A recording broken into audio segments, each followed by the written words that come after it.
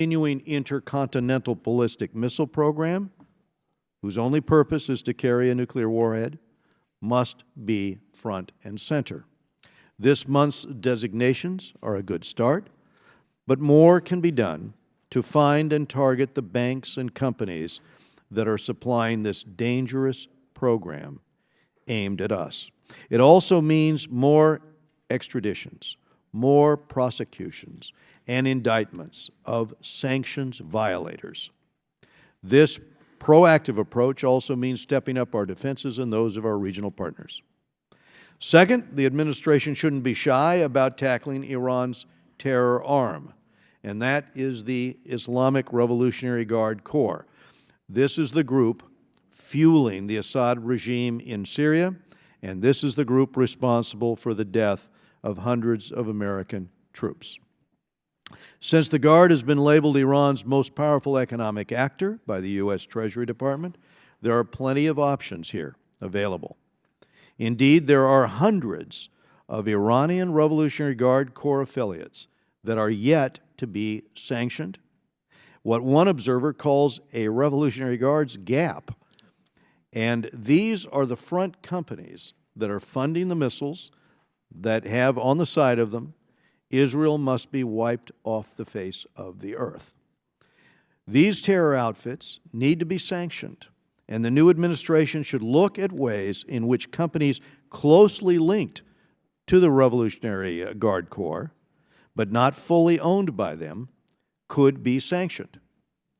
The threat of secondary sanctions against those around the world dealing with these groups, these IRGC units, which even tried to carry out a terrorist attack here in Washington, D.C., to kill the Saudi ambassador here in Washington. Looking at this must be a priority. And it's got to be real, and it wasn't under the previous administration. Around the region, the administration can attack Iran's proxy, Hezbollah, thanks to a new law advanced by this committee. We can focus on increased interdiction of Iranian arms shipments to the revolutionary Houthis in Yemen, clear rules of engagement, and better defense cooperation with our partners on the front lines of the Iranian threat. The nuclear agreement does not leave us defenseless against Tehran's threatening behavior. Careful coordination with allies is a must, and all along we should be clear that the choice is with Iran to end its threatening, destabilizing behavior. I'm going to introduce our panel this morning, and then I'm going to go to Mr. Elliot Engel of New York, who is the ranking member of this committee. On our panel, we have Ms. Catherine Bauer. She is the Blumenstein-Katz Family Fellow at the Washington Institute for Near East Policy, and previously she served in a series of positions at the Treasury Department. We have Mr. David Albright, and he is the founder and president of the Institute for Science and International Security, and Mr. Albright is a trained physicist and former weapons inspector.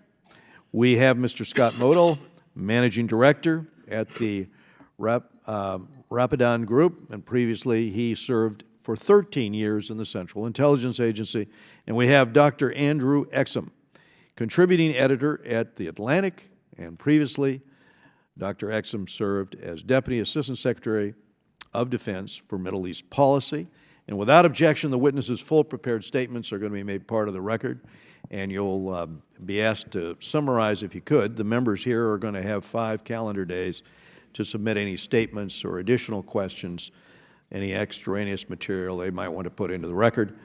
So we would start with Mr. Bauer, and but before we do that, allow me to have the ranking member of the committee, Elliot Engel, open with his opening comments. Well, thank you very much, Mr. Chairman, and let me also thank our witnesses and welcome all of you to the Foreign Affairs Committee. At this point, we all know Iran's record of provocative actions, from ballistic missile tests to transferring weapons to terrorist organizations and other bad actors that seek to destabilize the region. Technically speaking, All this bad behavior doesn't violate the nuclear deal. However, those actions are inconsistent with UN Security Council Resolution 2231, which governs the implementation of the agreement. Responsible governments around the world have an obligation to respond. The Trump administration imposed new sanctions against several entities involved in Iran's ballistic missile program and support for terrorism. And just to make sure we're all being fair, I'll mention that these designations matched exactly the Obama administration's response over the last several years since negotiations began. The difference between the Trump administration's response and the Obama administration's response was a two-word phrase, on notice. Then National Security Advisor Mike Flynn said that as a result of Iran's provocative actions, the United States is putting Iran on notice. So what does it mean exactly to put Iran on notice? How will the administration respond if Iran tests the president again? Does the administration have a plan? In a follow-up briefing to the on-notice warning, a reporter asked what that meant. The response was, we are considering what options there are and how we want to communicate and enforce our concerns. That's not really a plan. I hope that the administration will make it clear what their plan is on Iran, because surely Iran will continue its provocative behavior. We cannot afford a half-baked or reckless foreign policy. Rash decisions concerning America's role in the world could have serious consequences for American personnel and interests. American and Iranian forces are operating in close proximity in Iraq. Who knows what could happen if the administration doesn't have a cohesive policy. Additionally, if this turns out to be an empty threat, then this administration will not have done its job. We have to really confront the Iranian threat and let them know that we're serious about it, that we mean business. I don't trust the Iranian government. I didn't vote for the Iranian deal. But the Iranian deal is now in place, and I think we have to ensure that Iran lives up to every bit of its responsibility under that deal. Let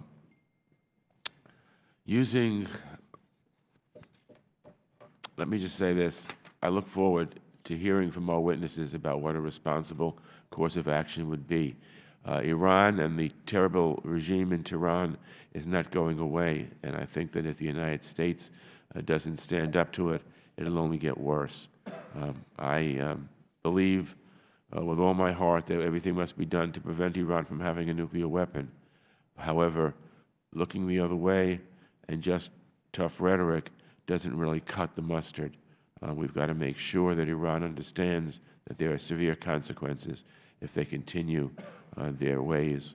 And I look forward to hearing from our witnesses as to what they think our response should be. Thank you, Mr. Chairman. Thank you very much. Mr. Engel, we now go to our witnesses.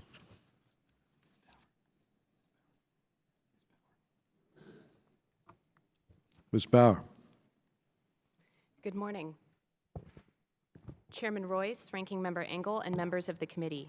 Thank you for the opportunity to testify before you today to discuss the future of U.S. policy towards Iran. My testimony will focus on the role of sanctions in restraining Iran's malign influence in the region and disrupting its global terrorism, money laundering, and procurement networks. It will draw an analysis done in conjunction with my colleagues Patrick Clausen and Matthew Levitt at the Washington Institute for Near East Policy as part of a new study that we released earlier this week. I will summarize key points here. There is no doubt today that sanctions played a pivotal role in bringing Iran to the table to negotiate constraints on its nuclear program. Over roughly a decade, the U.S. and its allies imposed powerful multilateral sanctions on Iran that isolated Tehran from the international financial system and crippled its economy. Following implementation of the Iran nuclear deal in January 2016 and suspension of nuclear-related sanctions, the pace of sanctions against Iran under remaining authorities slowed. Despite assurances that the United States would vigorously press against Iranian activities outside of the Joint Comprehensive Plan of Action, the Obama administration did so only sporadically. Thus, in many ways, Washington ceded the narrative to Tehran, which successfully convinced many in the private and public sectors that in the wake of implementation of the nuclear agreement, they operate in a post-sanctions environment. But the deal was never intended to give Iran a free pass on its non-nuclear malevolent actions. Iran made no commitment to cease non-nuclear malign activity and has not, in fact, halted it. In the words of Abbas Araghchi, Iran's deputy foreign minister and one of Iran's chief negotiators of the deal, quote, During the nuclear negotiations, we clearly said that questions of security, defense, ballistic missiles, and our regional policies were not negotiable and not linked to the nuclear talks. Sanctions remain a viable and powerful tool to confront Iran over its non-nuclear illicit conduct. In our study, we suggest a multi-pronged approach that includes taking back the narrative, emphasizing the sanctions that remain, and vigorously enforcing them.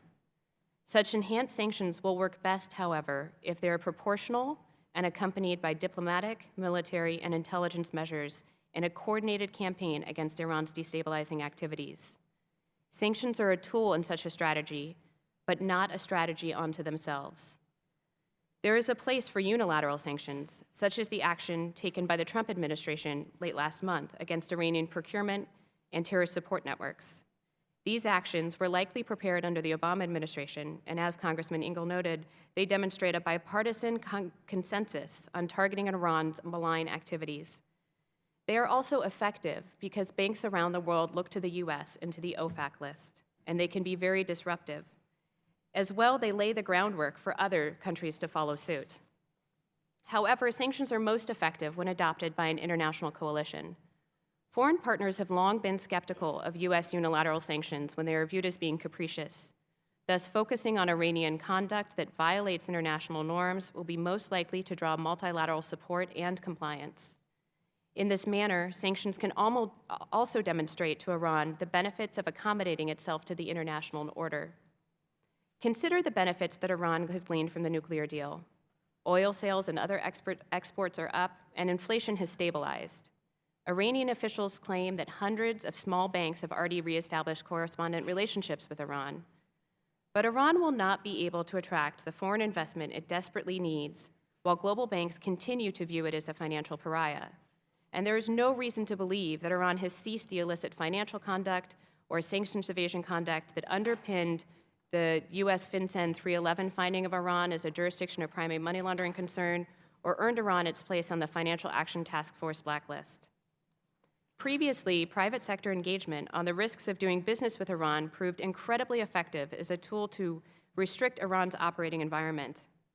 Given this history, the U.S. government should resume such sanctions diplomacy and engagements with private and public sector actors around the world to highlight evidence that Iran continues to pose a threat to the global financial system.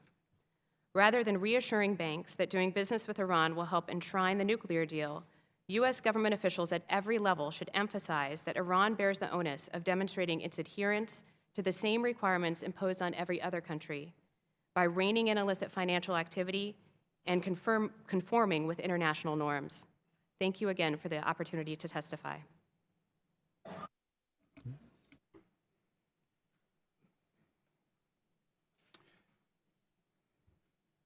Ready? Feel free, Mr. Albright, Okay. please. Thank you, Mr. Chairman, Ranking Member, and other members of this committee for holding this hearing today and inviting me to testify. I applaud your committee's efforts to understand and chart a way forward on Iran policy. I would like to limit my comments to the Iran nuclear deal, which I would like to see maintained. But the deal must be better enforced and implemented, its nuclear conditions more strictly interpreted, its verification improved, and its short and long-term deficiencies fixed. I listed in my testimony several steps to fix the weaknesses in the deal, and we'll briefly discuss some of them here. But first, I'd like to talk a little bit about some of the specific problems in the deal's implementation. As the Chairman mentioned, Iran continues to test nuclear-capable ballistic missiles. We can argue whether this is inconsistent with or in violation of UN Security Council Resolution 2231. However, the fact of the matter is that a nuclear warhead without a reliable delivery system is not a militarily useful nuclear weapon. So progress on ballistic missiles today and tomorrow represents progress toward Iran building a nuclear weapons arsenal in the future. The workings of the deal have been far too secret. Moreover, the IAEA continues to underreport the actual situation on the ground. Many of the Joint Commission decisions are questionable, and I've given several examples in my testimony. Also, so far, Iran has resisted IAEA inspections of military sites, and the risk is growing that Iran is creating no-go zones for inspectors inside Iran. Moreover, during the JCPOA negotiations and extending for some time afterwards, the Obama administration interfered in U.S. law enforcement efforts It blocked or did not process extradition requests and lure memos aimed at Iranians and their agents alleged of violating U.S. trade control and sanction laws. I'd like to briefly discuss some specific steps to ensure stricter enforcement and strengthening of the JCPOA in the short term, and I give many in my testimony. There is a need to achieve greater transparency in IA access. The U.S. and its allies should press the IA to include greater details in its quarterly reports to the Board of Governors. Parallel agreements to the JCPOA should be publicly released. More importantly, it is critical to ensure that Iran provides guaranteed, timely IA access to Iranian military facilities. It is also a priority to prevent Iran developing an indigenous enriched uranium fuel capability. If they do so, this would lay the basis for an expanded industrial-scale centrifuge program that would be very difficult to stop. Toward that goal, further exemptions to the 300-kilogram enriched uranium cap should be deferred indefinitely. There are also numerous loopholes to the JCPOA that need to be fixed. I will mention two here. The Oman loophole for heavy water should be plugged. To that end, all shipments of Iranian heavy water from Oman or other overseas storage locations should be subject to approval by the Procurement Working Group. It is also important to ensure that Iran is abiding by restrictions on centrifuge R&D under the JCPOA. There's examples where they're pushing the envelope, and the pushback needs to happen. It's also critical that Iran create and implement a strategic trade control system that meets international standards. As part of creating a strategic trade control regime in Iran, the United States should also interpret the JCPOA as stating that Iran will commit not to conduct illicit commodity trafficking for government-controlled or owned military, missile, nuclear, or other industries and programs. As we await that, there needs to be more effective enforcement of trading bans and sanctions.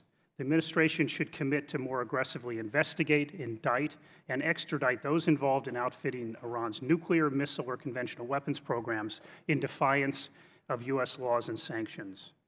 The administration and its allies should step up efforts with allies to detect, interdict, or otherwise thwart Iran's illicit procurement efforts that violate national and international laws. At the same time, the United States and its allies should take steps to better detect and block Iranian cooperation with North Korea on ballistic missiles, cruise missiles, and conventional arms. They should also devote more intelligence resources to determining if North Korea and Iran are cooperating on nuclear programs or transferring nuclear or nuclear-related technology, equipment, or materials.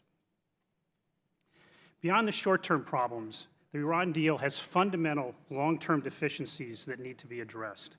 Which problems to focus on and how to remedy them should be part of an Iran policy review by the Trump administration and Congress.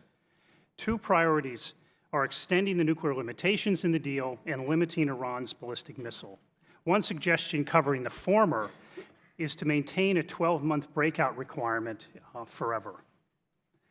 Since I've run out of time, let me end there. Thank you. Mr. Modo.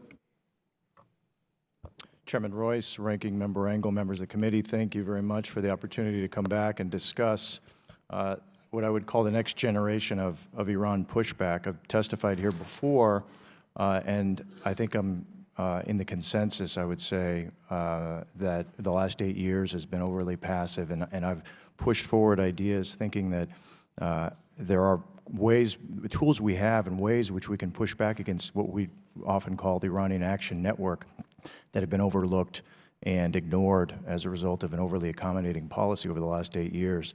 A lot of the recommendations I have in here are on the basis of things that I've already seen that we have, that just need to be dusted off and sharpened. Tools we've used in the past, ways in which we can improve on what we already, what already exists. But going back to the overarching theme of putting Iran on notice, I think that former National Security Advisor Flynn did the right thing. I think there needs to be follow-up in that regard, follow-up on what the new rules of engagement are, follow-up in terms of making very clear to the Iranians that escalation, that we have a very clear intent of reestablishing escalation dominance, of changing the nature of dynamics between the U.S. and the Iranians in the Gulf and other places, and Yemen as well. But I also think that, I don't think that we've done nearly enough to point out the fact that while the original hostage crisis was in 1979, there's another hostage crisis. The Iranian regime continues to take Iranian Americans and Canadian Americans and other hyphenated Iranians hostage. It's become a systematic policy by the IRGC.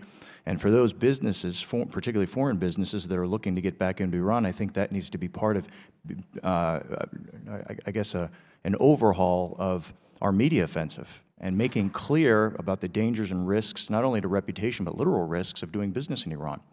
So I think Iran needs to be put in notice on various other dimensions. The other thing I would say is know your customer and due diligence. My understanding from foreign businesses, large multinationals that are going into Iran, that those requirements are actually rather easy to satisfy. I think this committee might consider ways of enhancing those, making those stricter, raising the bar for companies that are looking to get back in. The IRGC has done a very good job of cloaking itself, 2 or 3 degrees removed from the core, so that businesses, can avoid that type of risk. But I think that they're ensconced in ways that ordinary businesses don't know, and they're not being held liable to actually verify. Corruption, I think, is the one thing that gets at the heart of all Iranians. To the extent that you're going to move Iranians, channel that anger, and get them to do more inside and outside of Iran to stand up and protest, I really think that we need to do a much better job of systematically pointing out how deep corruption is. And I think that there are certain ways of doing that, not only by overhauling what I said, the Voice of America and Radio Free Europe, and actually returning to the day when those were tools that were part of U.S.-Iran policy, but also on U.S. government websites. I think that there needs to be putting businesses on notice as well. I also think partners, proxies, and allies of the Iranian government as well need to be put on notice, and there are a lot of ways which we can do that, and Chairman Royce mentioned some of those in some of the war zones in which we're all familiar. I look forward to expanding on some of these ideas, most of which I've mentioned in my testimony. Thank you. Mr. Chairman, Mr. Ranking Member, thank you so much for the opportunity to speak to the committee today. I've been asked to present testimony on Iran, and I'll do so in my capacity as the former Deputy Assistant Secretary of Defense for Middle East Policy during the Obama administration. I left the Department of Defense last month, and my testimony today was cleared by the Department to ensure what I tell you remains at the appropriate level of classification and as boring as possible for the rest of you listening in, but I'll do my best to talk about things within the constraints that have been given. The United States has 3 vital interests in the Middle East: the security of the State of Israel, countering terrorism and the proliferation of weapons of mass destruction, and freedom of navigation and commerce in and around the Arabian Peninsula, which all of you know is the home to vast hydrocarbon reserves. Iran can and does pose a threat to all of those interests, and it does so in 3 ways: its nuclear program, its buildup of conventional arms, and what we call its asymmetric activities, its support to proxies such as Hezbollah or some of the Shia militias in Iraq. During the Obama administration, we countered Iran through what we called our 4 Ps: our posture, our plans, our partners, and our preparedness. With respect to posture, we have about 35,000 troops in and around the Persian Gulf alone. We have major air bases in Kuwait, Qatar, and the UAE. We have a major naval base in Bahrain, and these bases and the troops operating out of them allow us to both ensure freedom of navigation in and around the Arabian Peninsula, combat terror groups, for many of these forces are in the skies above Iraq and Syria right now, and deter conventional Iranian aggression against our Gulf partners. We maintain a robust suite of plans to respond to regional contingencies. In my capacity at the Pentagon, I reviewed these plans. They are real, they are resourced, and our forces are ready to execute them. Over the past 3 decades, meanwhile, we have invested in our regional partnerships, specifically building partnership capacity in our Gulf partners. We have a long way to go, but one of the areas where we've made the most progress, ballistic missile defense, helps us counter Iran's buildup of conventional weapons. We also engaged in unprecedented levels of defense and intelligence cooperation with Israel, while making available some of our most advanced U.S.-made weapons to Gulf partners. Finally, we have preparedness, and we chose this word because we needed a 4th P for people like me to remember. But what this really stands for are the many dozens of bilateral, unilateral, multilateral exercises we conduct on an annual basis to help us prepare for regional contingencies. So how are we doing? I'll be blunt in my assessment and then offer some words of advice for this new administration, as well as some words of caution for this committee. Specifically, I'll argue that this administration's strategic flirtation with Russia is incompatible with what I assess to be its desire to pressure and counter Iran. First, the Department of Defense did not play a role in negotiating the nuclear deal with Iran, but the deal very much helps the U.S. military. Despite all of the Sturm und Drang here in Washington and elsewhere in the summer of 2015, most strategic planners I've spoken with, both here and in the region, see the deal as offering real positive opportunities, both for the United States and for Iran. As you know, the Pentagon was always in charge of providing the enforcement mechanism for U.S. policy. If Iran cheats, we'll know about it, and the Pentagon is prepared to act accordingly. From our perspective, then, the nuclear deal was a pretty good deal because it constrained Iran while placing no such constraints on us. Iran also has some opportunities, of course, and it appears to be largely squandering them. Some optimists in the Obama administration had hoped the nuclear negotiations would be a way to bring Iran in from the cold, so to speak, and encourage Iran to play a more helpful role regionally. The view of these optimists was not universally shared within the administration. Many of us argued within the administration and to our allies that the reason we needed to sign a deal with Iran was not because Iran is a benign actor, but because they're a malign actor, and thus needed to be prevented from acquiring a nuclear weapon. Iran's actions since signing the nuclear deal have vindicated the pessimists. Iran continues a robust buildup of conventional weapons, including what we military folks call anti-access aerial denial weapons like anti-ship cruise missiles and air defense systems. And while I don't think our own military commanders are losing sleep over these weapons just yet, I know our regional partners are. And here's my first word of caution. These weapon systems, for the most part, are not indigenous to the Islamic Republic of Iran. These are Russian weapons sold by Russia to Iran with the aim of constraining U.S. freedom of maneuver in strategically important waterways and airways. Any serious effort to counter the buildup of these Iranian capabilities has to take Russia into account. Iran is also continuing what I would call its asymmetric activities. Its support to Shia and allied militia in Lebanon, Iraq, Syria, and Yemen continues. The presence of anti-ship cruise missiles in Yemen is especially concerning since it threatens a key commercial waterway, the Bab el-Mandeb. And let me be blunt again regarding the administration's overtures to Russia. In Syria, it will be exceptionally difficult and likely impossible to reach any accommodation with Russia and the regime in Damascus that does not end up strengthening Iran and its proxies, including Hezbollah. So before the administration goes down that path, they should recognize that in the short term at least, they're going to embolden some of the very people they've pledged to counter in the region. And they will embolden Iran and these groups to the detriment of Israel's security. In Iraq, meanwhile, the Islamic State is on a clear path to defeat. But the long-term threat to Iraq's sovereignty is both Kurdish separatism and the Shia militias, many of them supported by Iran, that exist only loosely affiliated with the Iraqi state.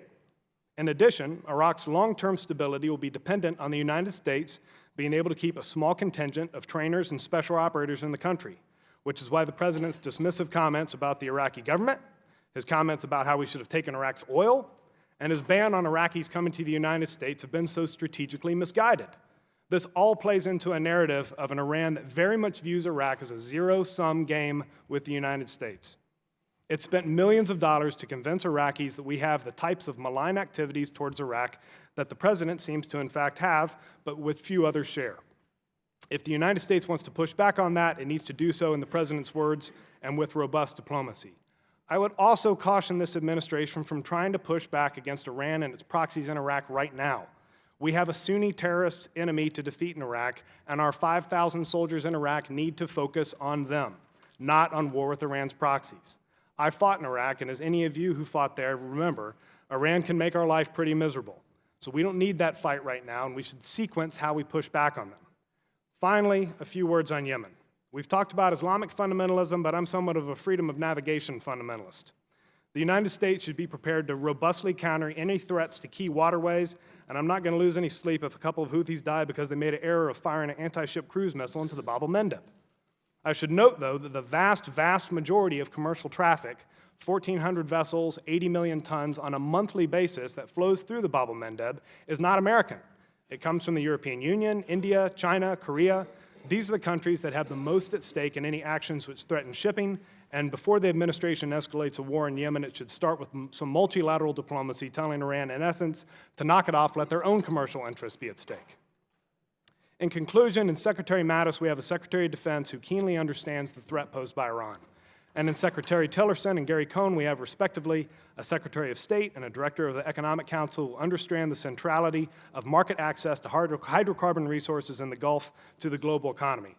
So there's some cause for optimism that this administration will eventually put together a coherent strategy to counter Iran's malign activities in a way that serves U.S. interests.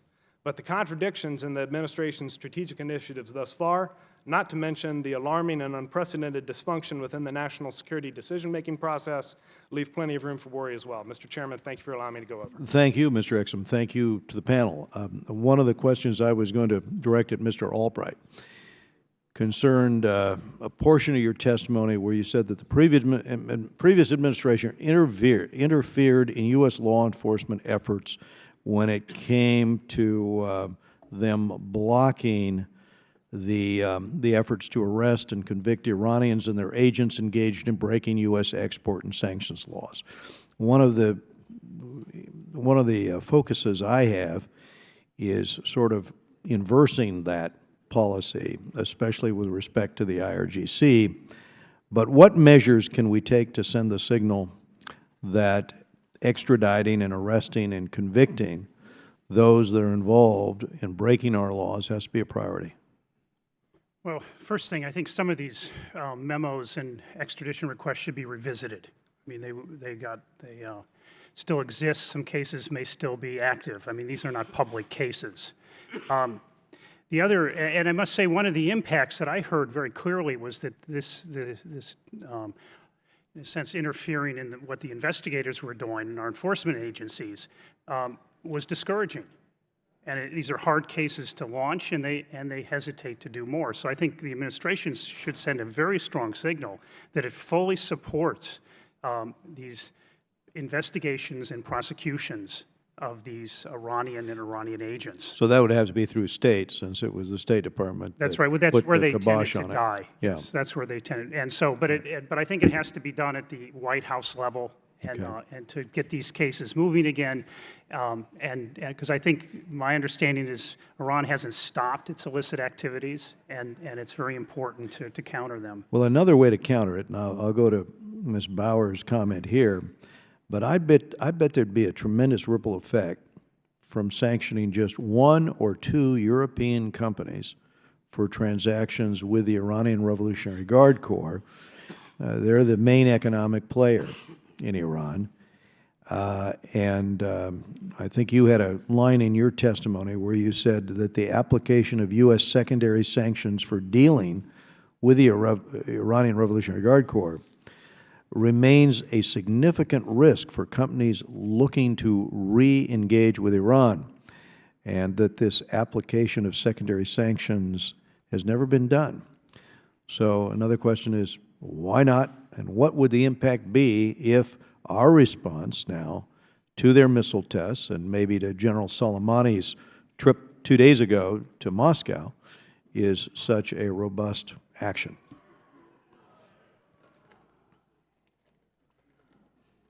And let's push that button there for there. Thank you, Chairman. Indeed, the remaining sanctions on the IRGC and the fact that they include secondary sanctions risks remains a great deterrent to businesses looking to re-engage with Iran.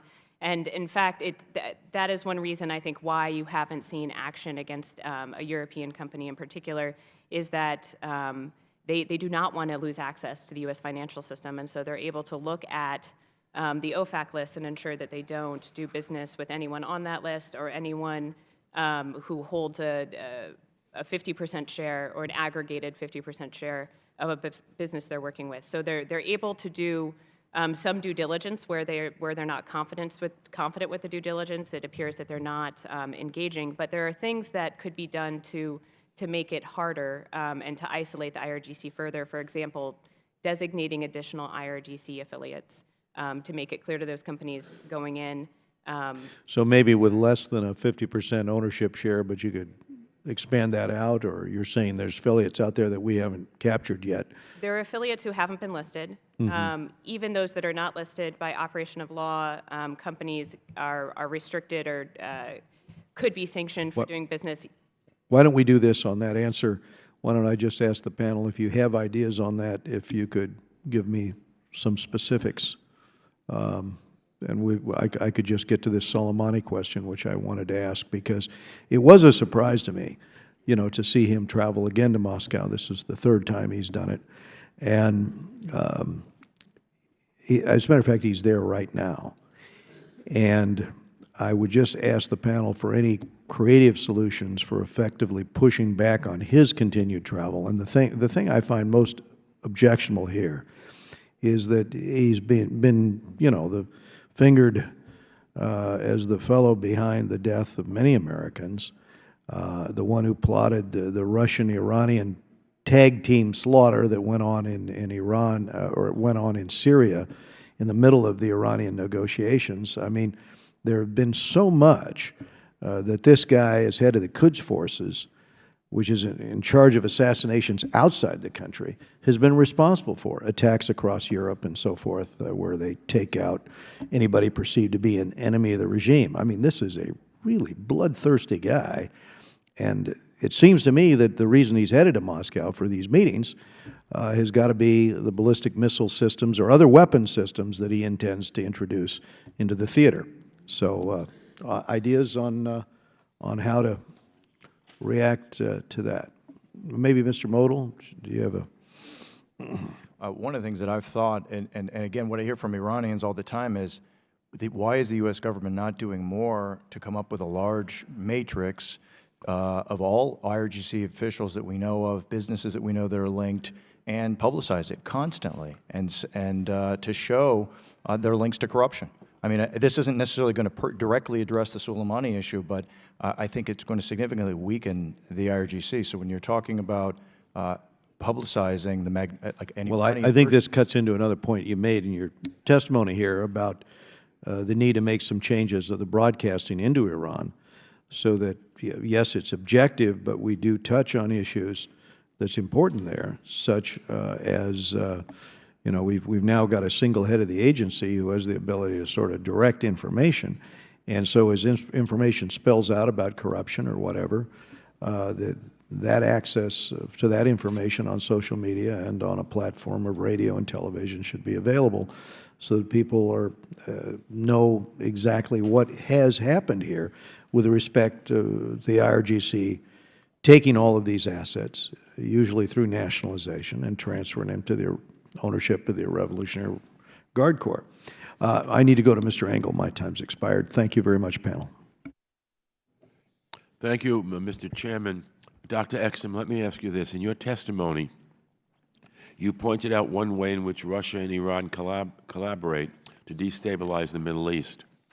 You mentioned that Russia provides Iran with anti-access, area denial weapons, like anti-ship cruise missiles and air defense systems.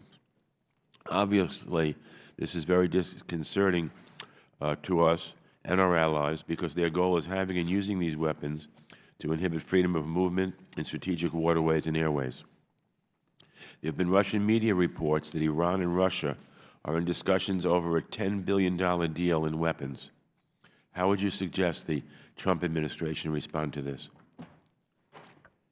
Well, I think one of the things that the Trump administration can do, and here with respect to sanctions, I'd defer to the sanctions experts, because I'm sure that there are aspects outside of the military lane that you can use.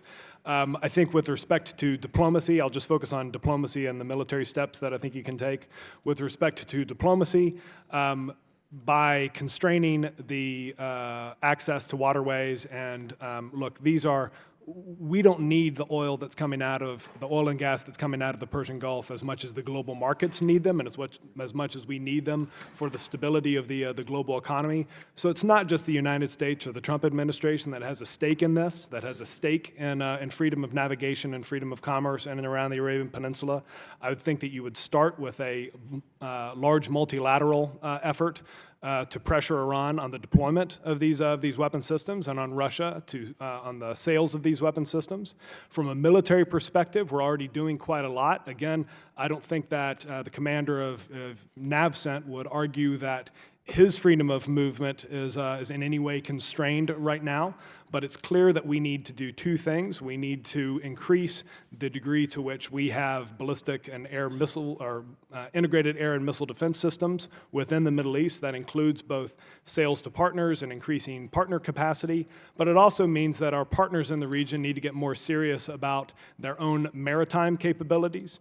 Historically, maritime capabilities, the Navy has been the third of three services within most of our Gulf militaries. They need to get serious about their own efforts to be able to keep the waterways in and around the Arabian Peninsula secure. And I would defer again, like I said, to my Treasury colleagues or my colleagues from the Washington Institute with respect to what more we can do in terms of sanctioning those Russian businesses or those Iranians that are purchasing these types of weapon systems, Mr. Ranking Member. Thank you. Anybody else have comments on that? Mr. Ranking Member, the only thing I would say is it's a very asymmetric process that Iran is involved in. That includes commercial acquisition of conventional military stuff. I think, building on what Dr. Exum is saying, I think we have not done enough to work with our allies in the region, particularly in the GCC, who is often the site of enabling Iran to do these things through front companies based in their own emirates, for instance, to develop the capabilities to work asymmetrically in a defensive capacity. And I don't think that we're systematically oriented in that sense. Thank you. Mr. Albright, let me ask you this. You've criticized the IAEA for a lack of transparency in reporting, and I quote you, this is what you said, "The IAEA reporting continues to lack critical technical details about implementation of the agreement. This lack of information in the IAEA reports, combined with the secrecy surrounding the decision-making of the Joint Commission, is a serious shortcoming in the implementation of the JCPOA and erodes support for this important deal," unquote. Let me ask you this. What information is missing from IAEA reporting, and what information do you need to be made public? What specific recommendations do you have for the Trump administration and Congress to encourage more transparency so that experts like you can better evaluate the implementation? Well, in my testimony, I give there's a footnote. I apologize for making it a footnote, but essentially the IA is not reporting on almost any of the technical details that it used to report on, levels of enriched uranium, controversies with Iran. I mean, Iran's pushing limits of the JCPOA. IA may or may not be pushing back, but it could report on the status of that. So I would say that they're providing almost very little information. On heavy water, we hear a lot, well, they're over, the cap of 130 tons by 100 kilograms. They leave out 70 tons was sent off to Oman in a kind of a clever trick that in essence allowed Iran to be 70 tons over the cap on heavy water if you judge that cap by the heavy water Iran owns and controls. So I think that it not only there's a lack of information inhibiting analysis, the lack of information, I think, is providing a false narrative about where things are at, and we need a lot more information. Now, I will say under pressure, some from Congress, some from us, some from the media, the Joint Commission did decide in December to start releasing its major decisions publicly.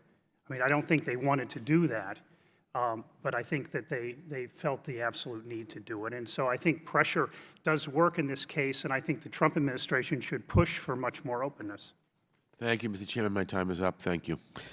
Thank you, Mr. Engel. We go to Mr. Rohrabacher of California.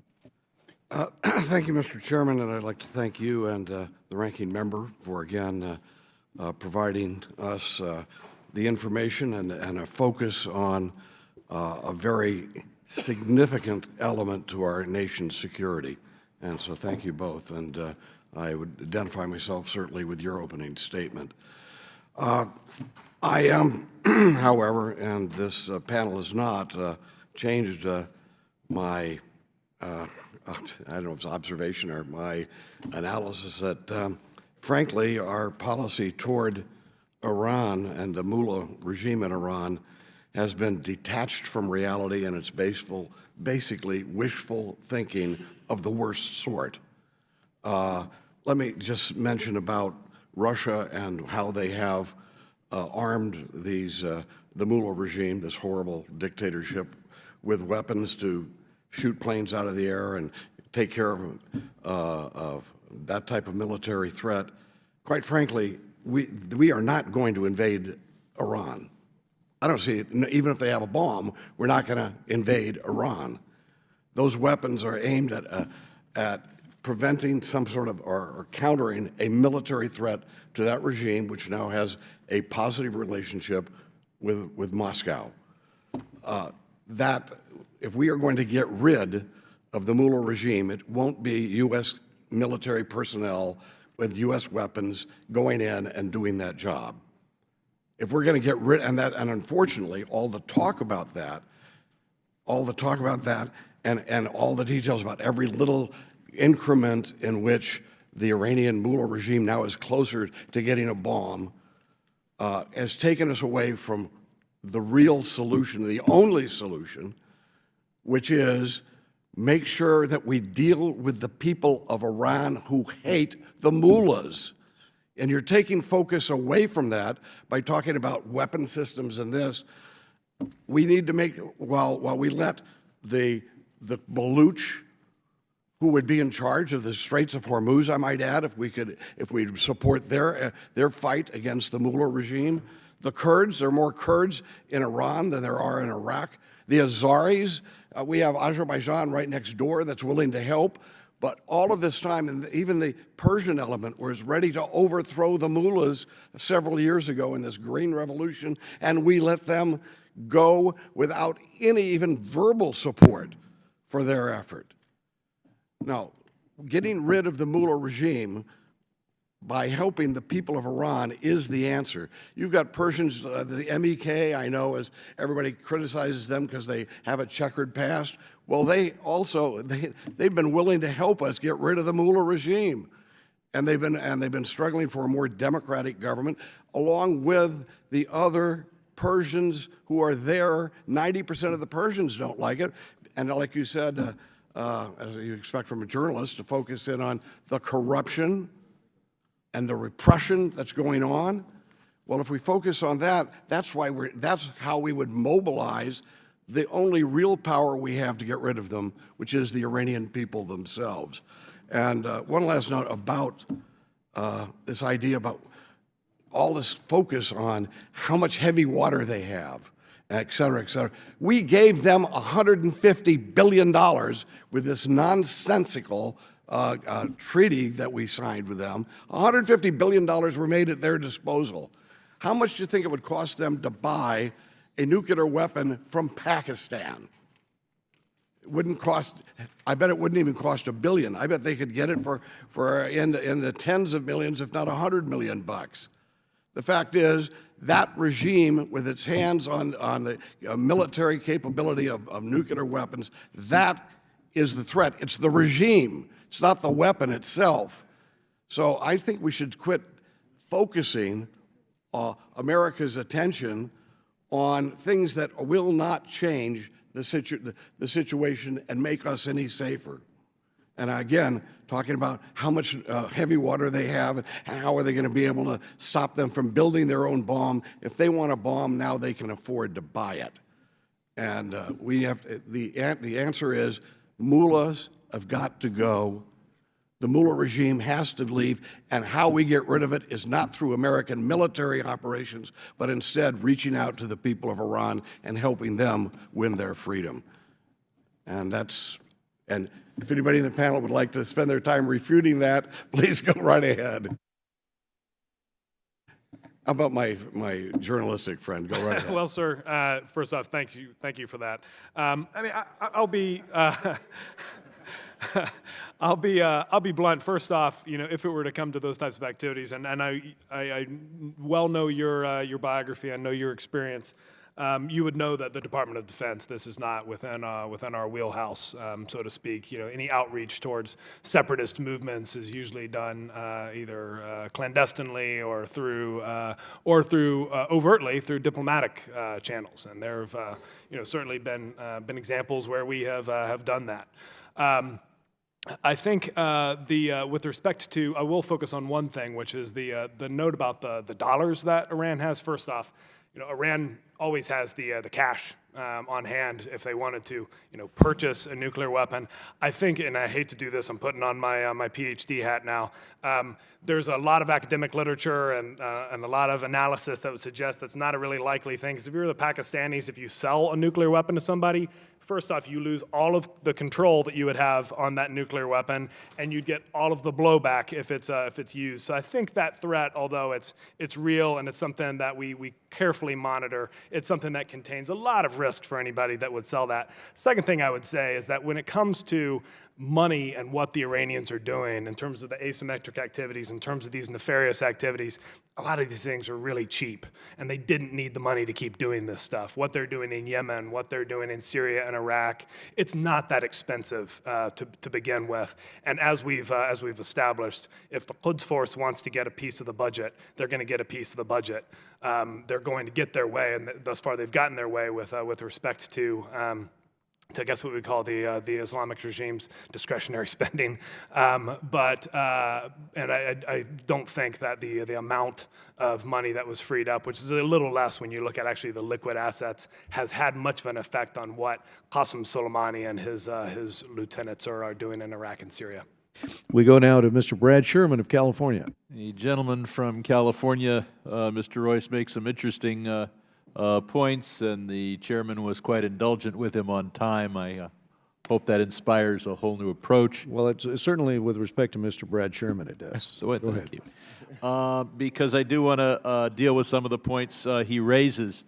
But before I do that, in some minds, the picture of the Islamic Republic of Iran, of this regime, is the smiling face of its foreign minister, Javad Zarif, dapper, debonair, in Geneva.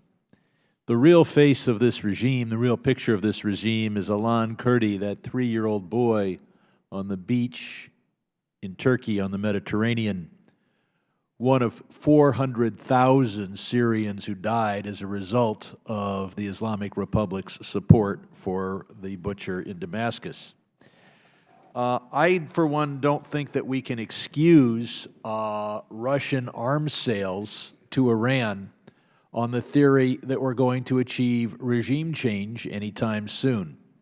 We've watched the Arab Spring. We've seen which regimes survive and which don't.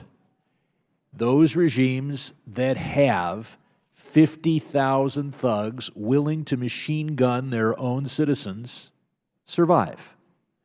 Those whose army is unwilling to do that and who are confronted by their own people don't. And we've had other panels, so I won't ask this panel. I've been assured by other panels that there are tens of thousands of Quds Force soldiers willing to machine gun other Iranians if that's what it takes to keep this regime in force.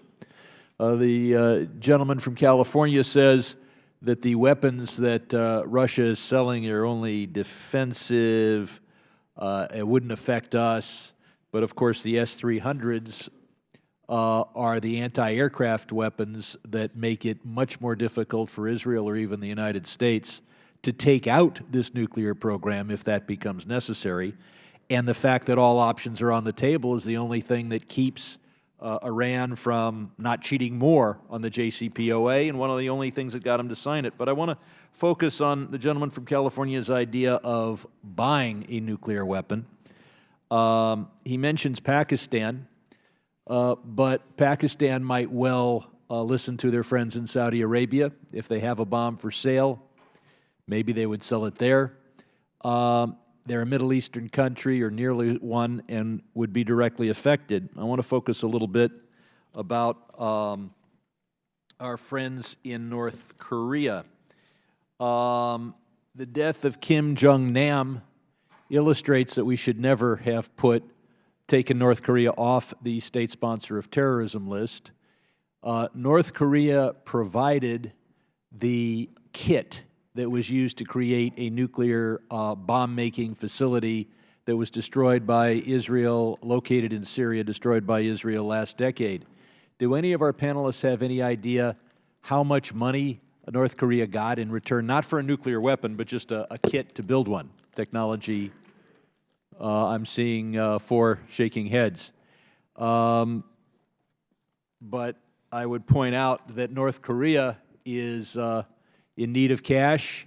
Iran has some already loaded on pallets wrapped in cellophane, and I know that Iran would want the indigenous capacity. I know that they would want more than one weapon. But will any of you comment why has Iran not purchased a weapon from North Korea, knowing now that North Korea has a few more weapons than they need to defend themselves from us? They could afford to part with one. Mr. Albright. Yeah, I think there's worry. I mean, and a nuclear weapon can be transferred in different ways. It doesn't have to be a fully commissioned.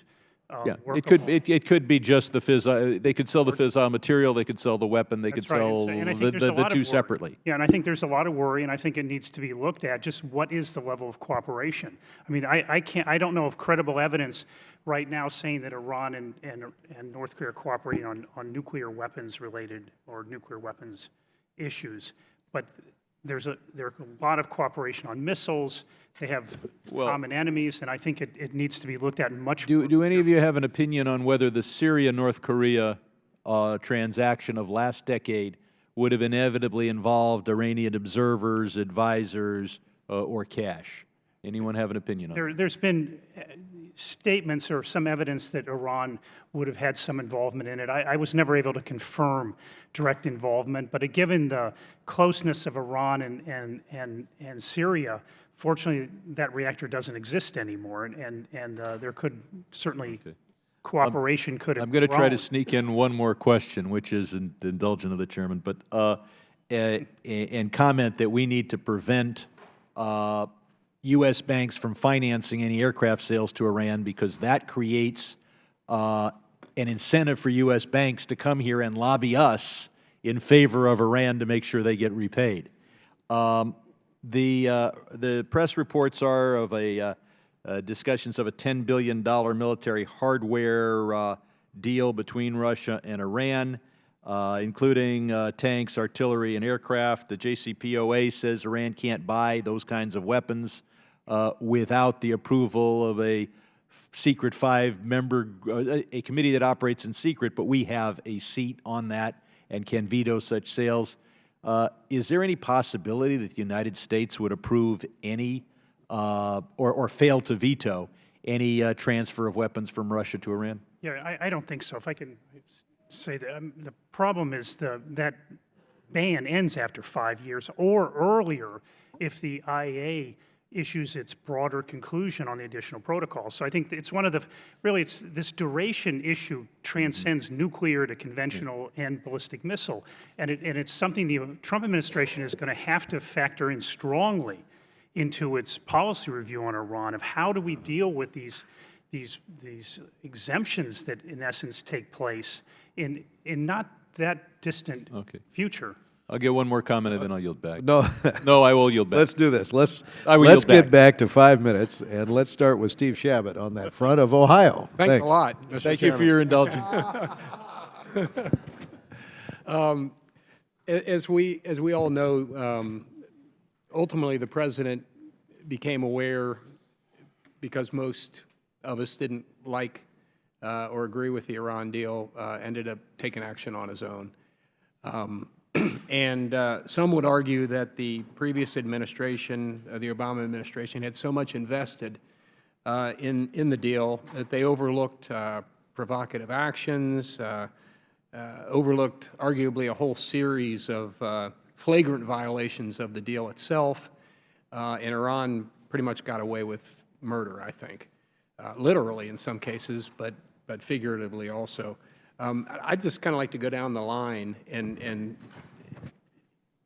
see what do you think of what a lot of people think about this, the fact that the administration did overlook far too much some of those things which you've already commented on here today, because this was one of their great accomplishments, something some people thought couldn't be done. So I'll start with you, Ms. Bauer. In terms of potential violations or on the margins of the JCPOA, I think it's important to consider proportional responses. In my testimony, there's a section where I look at the use of proportional responses to what the previous administration may have called deviations in terms of compliance with the deal, but this administration might be more inclined to call violations. And so I think it's important to have options available short of abrogating the deal. Those could be things like not approving decisions that come in front of the Joint Commission, or suspending licensing, not the licenses themselves perhaps, but suspending licensing under the agreement until such issues are resolved. Mr. Albright. Yeah, no, I think my criticisms are fairly well known. I thought the conditions should have been stronger in many cases. I mean, I did not support the deal despite kind of a lobbying effort on the part of the administration. And I had supported publicly the JPA, but I thought that there were several cases, conditions that were just not strong enough where I could support them. I didn't come out against it. I have since, with implementation, I've become more critical of that I think too many concessions were made. Many more no's should have been given rather than yeses. And I think it's made the situation more difficult to deal with. And one of the challenges for the Trump administration is going to be to kind of reverse this. And I think it's going to be challenging. And I think the things I put in my testimony are things, the short-term things are things to do today. I mean, obviously you can't get them all, but there's a lot of opportunities to start changing the nature of the implementation that can start today, and the U.S. has the power to do it. But I do think that it's going to be tough. Then there's this issue of there's these problems. I mentioned one, and Congressman Rohrabacher, in a sense, is alluding to them, is that the duration is a real problem in this agreement. I mean, I wish 10 years was a long period of time in the Middle East, but it's not. And in some sense, the major limitations of the deal start to unwind quicker than it took to negotiate this deal, if you go back to the start point is 2003. And so you have a real problem of how to now the administration deal with these conditions that are going to unwind in the future with conventional weapons, ballistic missiles. Thank you. Let me cut you off there, because some of us are being held to 5 minutes. Okay, So, I Mr. Riddell. No, a couple of things to Mr. Rohrabacher's point. I think that the deal is actually a large setback to those in and outside of Iran who were eager to see us to actually do things that would lead to momentum for channeling resistance against the regime. And I think, you know, everything from 2009 when the Green Movement started happening, and there was a moratorium on dealing with members of the Green Movement and actually aiding people as they were trying to channel resentment and figure out how to take disparate clusters of resistance and form an actual resistance movement for the first time in 35 years at the time. It was a tremendous failing, and was all in the interest of ill-conceived rapprochement and the nuclear deal. I won't comment on the nuclear deal in particular, but the one thing I think is important to consider is it was the deal itself, in a sense, from an intel perspective or a law enforcement perspective, was a real setback, because now everyone is so eager to preserve the deal that we're putting the brakes on and we're cautiously walking around the idea of law enforcement and a human-enabled law enforcement. Verification of this deal is critical, and I think to the extent that the CIA and the intelligence community were actually on the right path of developing better ways of working with law enforcement, detecting, disrupting, and dismantling counterproliferation networks, there's been a setback to that degree. And I think now we have an uphill climb in terms of verification and counterproliferation. Thank you. Mr. Chairman, my time's expired. Can Dr. Exum respond? Mr. Chairman, I'll leave it up with to your you. permission, could I briefly respond? Yes. Thank you so much, Mr. Chairman. First off, Congressman, I believe we overestimated the degree to which the diplomatic channel we established between Secretary Kerry and Zarif could bear fruit outside of the nuclear negotiations. I think we thought it could. Bottom line is it didn't. They didn't want to talk about anything except for the nuclear deal. Second, in terms of pushing back against other things Iran was doing, there were lots of reasons having nothing to do with the nuclear deal why we didn't. In Syria, the president, as you all know, took several options off the table in terms of what we could do in Syria. In Iraq, we had a fight against the Islamic State to prosecute that we didn't want to endanger by pushing back against Iran too soon. And then third, in Yemen, I don't think the administration wanted to get drawn any deeper into Yemen. It's actually in Yemen, and specifically with respect to the threat to freedom of navigation, where I think we could have been more aggressive and think that would have made sense. But And I think the administration got it right on Iraq. we now go to Mr. Greg Meeks of New York. Thank you, Mr. Chairman. And let me just say, first of all, I appreciate the opportunity to be able to examine our policy towards Iran. I think that this is, will be our 7th full committee hearing on Iran in the past year, and I appreciate the opportunity to and understand of the threat that Iran poses to the Middle East, and I know that we'll have further questions.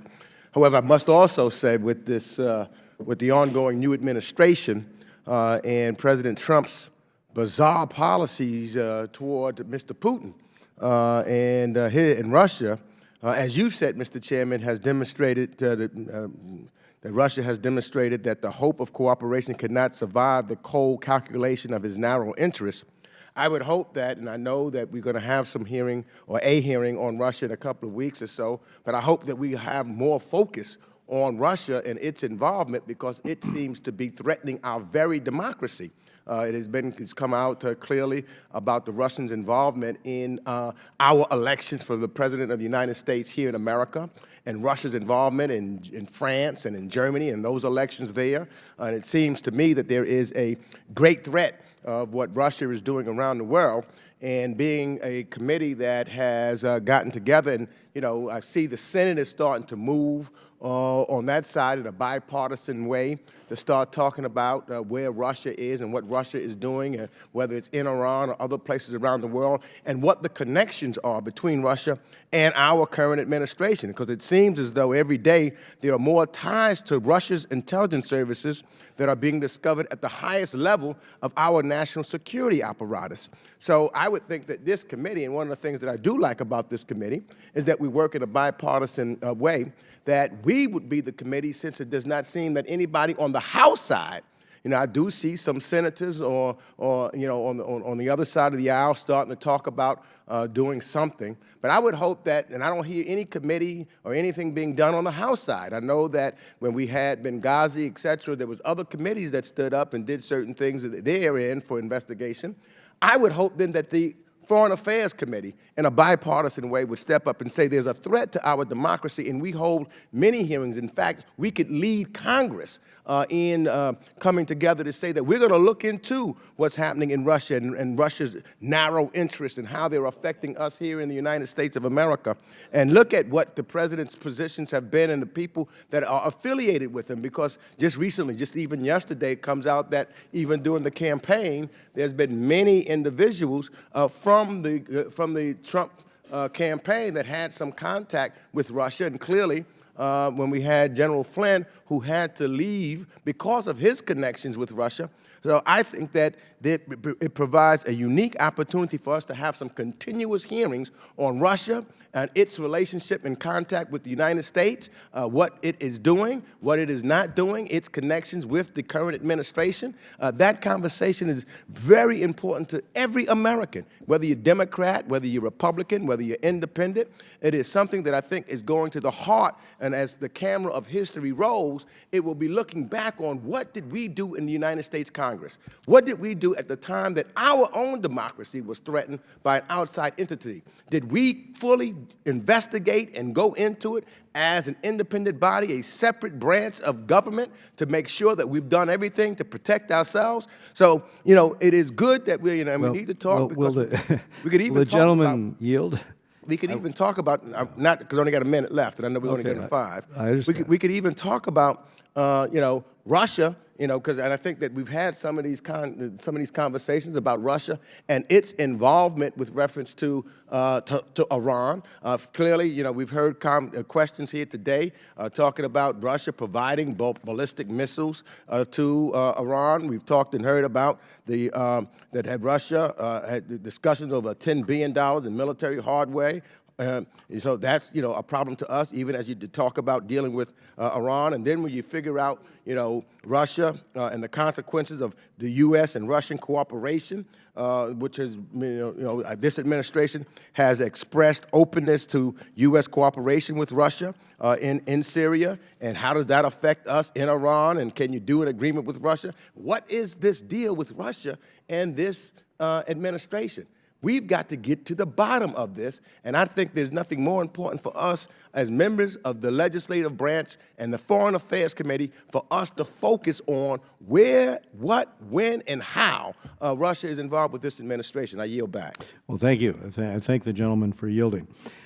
Even before this week's events, I've been discussing with Ranking Member Engel a hearing focused on the way in which Russia works to undermine Western democracies, including the United States, including France and Germany, and including efforts to undermine NATO. As the intelligence reports from January noted, they did that here. They'll do it again in the upcoming European elections in France and Germany. So it's appropriate that we hear from experts on the appropriate steps to be taken in response. And this will continue the critical oversight role that our committee has played on U.S.-Russia policy. I'll remind the members that we have had hearings specifically on Russia and its aggressive acts in the past. And after all, this is the committee that led the way to impose sanctions on Russia. We did that after its invasion of Ukraine. And this is the committee that has been sounding the alarm about Russia's weaponization of information, if you go through the hearings that we've had on RT. And I'd expect that to be the first hearing we hold after next week's recess, as I have shared with Mr. Engel. I appreciate the gentleman's observations. We now go to Eliana Ross-Leitonen of Florida. Thank you so much, Chairman Royce and Ranking Member Engel, for continuing to focus on the real and serious threat of Iran. As recent events have indicated, and as you both have pointed out, Iran's provocative actions have not subsided in this post-nuclear deal world. And in fact, in many aspects, its illicit activity seems to have been on the rise. Iran remains a direct threat to our national security, to our friend and ally, the Democratic Jewish State of Israel, and to the stability of the entire Middle East. Often lost in the discussion of the JCPOA or Iran's ballistic missile tests is how closely this all mirrors North Korea's nuclear and ballistic missile programs. Our Middle East Subcommittee has convened several hearings on this topic in the last few weeks. North Korea and Iran have been suspected of having some level of nuclear cooperation. At the very least, Iran learned from the North Korea playbook on how to win concessions from the West and still get its nuclear weapons. But for certain, these two rogue regimes have a long history of collaboration on ballistic missile development. Iran's latest test was apparently of ballistic missiles of North Korean origin. This is a very dangerous alliance. We must not continue to view Iran and North Korea as two separate tracks.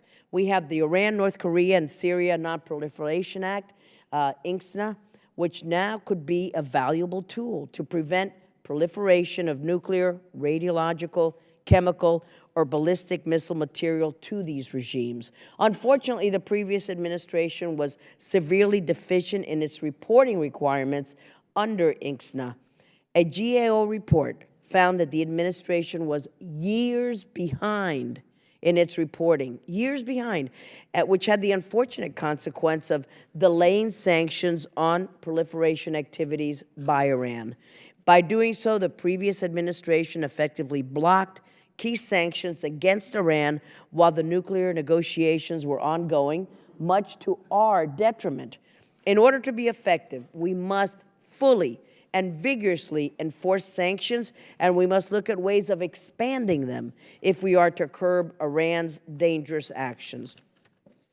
And this includes, Mr. Chairman and Mr. Ranking Member, as you know, rigorous enforcement of the JCPOA, and it includes reimposing some sanctions lifted by the JCPOA that fell under more than just non-proliferation sanctions. And that is why I will introduce my Iran, North Korea, and Syria Non-Proliferation Accountability Act, which will modify the existing law and give us greater flexibility to hold these regimes and those individuals and entities accountable for the proliferation of their illicit activity.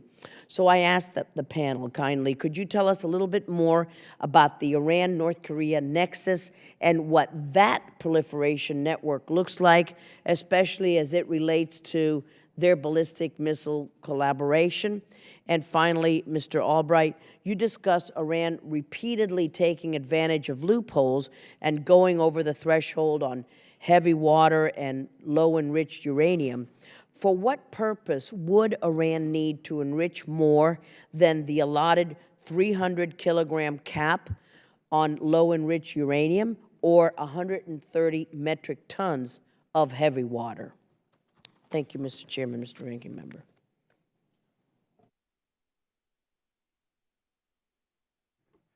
Let me, it's very hard to penetrate the Iran-North Korean cooperation. I think it's better left to closed hearings to really get into that. I mean, one thing that can be said, though, and it's a little bit of an answer to an earlier question, is I think it's very important for the United States to sanction companies in Europe and in China that are linked to providing goods to Iran or North Korea. I mean, I bring up the European side of this mainly because it's very hard for the European countries now to do that. Their sanctions or listing of companies can be challenged quite easily because of the nature of their system, and I think it's important that the U.S. Sanction European and Chinese companies. Now, in terms of taking advantage of the loopholes, and I listed several. Now, why would it need to enrich more? I mean, I don't think it does. I think it just wants to push the envelope, create precedents. It wants to undermine the limitations of the JCPOA that were, at least from the U.S. point of view, intended to be pretty robust on that limit. They want to be able to justify why they would need a large gas centrifuge program, and one of the ways they're going to try to do it is by developing an indigenous fuel fabrication capability that uses low-enriched uranium, which of course has to be tested. You have to go above the limit to make more enriched uranium for the test fuel. And by doing that, when the international community would want to stop enrichment, the justification for the enrichment would be deeply embedded in a civil nuclear argumentation, whether that's the original or the ultimate intention or not. So I think, again, it's for Iran. Thank you, sir, and I'm sorry I was long-winded and ran out of time. Thank you, Mr. Chairman. Thank you. Thank you, sir. Mr. Thank Jerry you. Connolly of Virginia. Thank you, Mr. Chairman. And I appreciate the Chairman's recitation of groundbreaking work done by this committee on Russia, and I agree with him.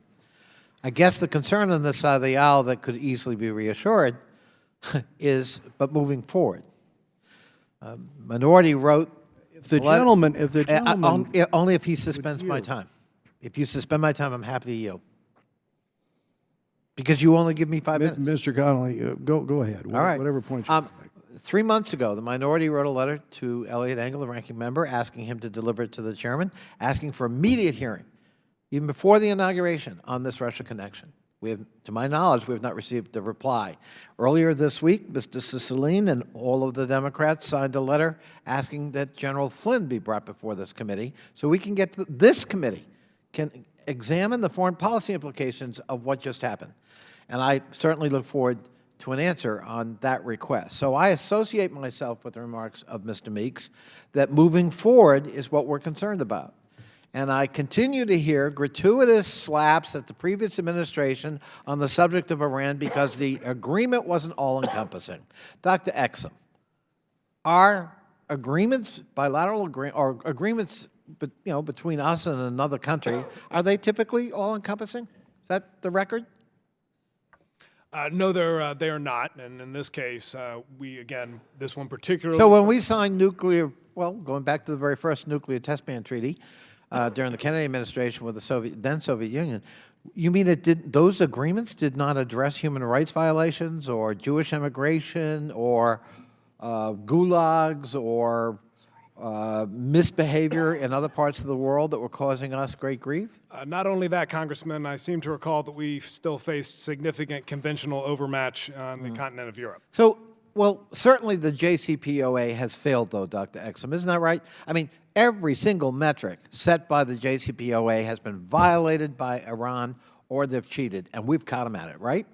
Well, I think with respect to the JCPOA, I think that there is room to push back against Iran in a more robust way, but we ought to do so with caution. Sanctions got us to Dr. the Exum, JCPOA. is there a single metric they have not reached? I would defer to the Energy Department and to the Department of State. Enrichment of uranium, they reached the goal. The Iraq production facility, plutonium reactor, they filled it with cement. Congressman, that's my understanding. Shipping enriched material out of the country, they did it. Inspections, they've done it. I mean, by all accounts, they've pretty much met the metrics. Now, we have to monitor it, and I agree with my friends on the other side of the aisle. In fact, I've introduced legislation would create a Helsinki-like commission to do just that, so that it's kind of hopefully removed once from politics and partisanship.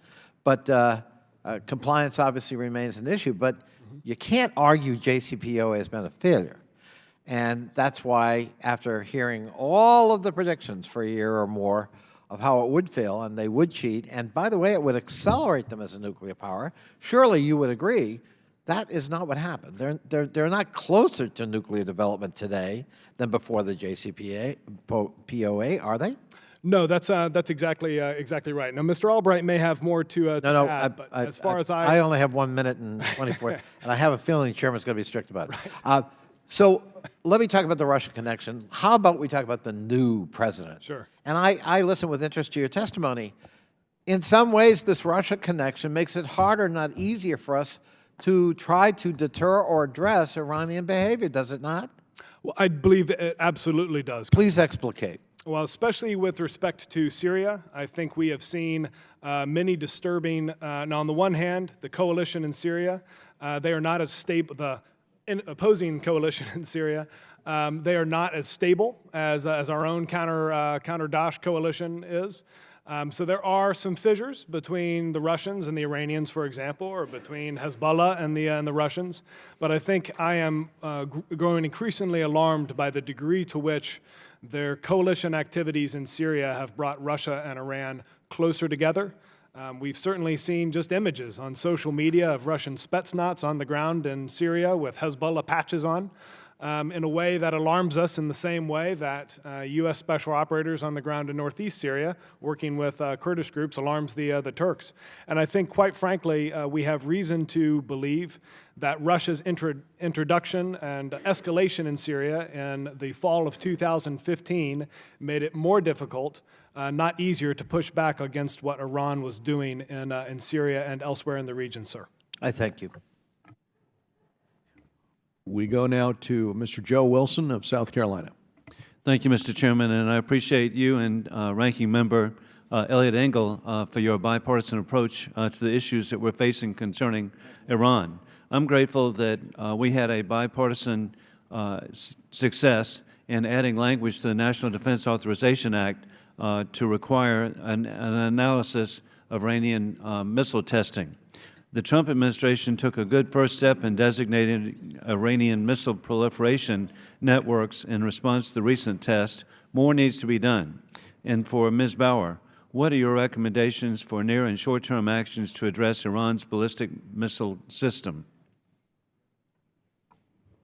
Thank you. I think there are a lot of options to use the existing authorities, like the authority that was invoked in last month's action, to continue to identify procurement networks. What is especially impactful can be targeting those previously non-public affiliations between commercial fronts and Iranian actors, because these companies, these front companies, need to operate. They need to appear to be legitimate in order to procure dual-use goods. They need to hold bank accounts, and exposing them publicly can be incredibly disruptive. And I appreciate that. And of course, what they're doing violates UN resolutions too. So this, it really is insulting in light of the Iranian nuclear deal that everything seems to continue. In fact, Mr. Albright, apologists for the dangerous Iranian nuclear deal claim, quote, if Iran cheats, comma, we will know it, end of quote. I agree with Mr. Rohrabacher earlier, who said this is wishful thinking, which puts American families at risk of attack. What is your assessment? In the short term, with the program rolled back quite a bit, the chance of detecting cheating is pretty good. But in the longer term, I would say it's not. And that's why it's critical to, in a sense, really deal with this issue of access by the IEA, that Iran will have greater incentives to cheat in the future if it now can limit the ability of the IEA to access. And in the longer term, I mean, I don't think this deal can be verified after a certain number of rollbacks of the condition. If you're talking 10, 15 years from now, I think it'll be extremely difficult to verify this arrangement if Iran builds up its nuclear program as it's stated it is going to build up. Well, to me, it's such wishful thinking. The notification, the number of days we have to provide, the fact that there are no Americans serving on the inspection teams. This is beyond wishful thinking. It's putting the American families at risk. Mr. Modell, Obama administration officials repeatedly, incorrectly, testified that the dangerous nuclear agreement would in no way impact our pressing Iran on human rights abuses and sanctioning those responsible for the brutal treatment of the Iranian people.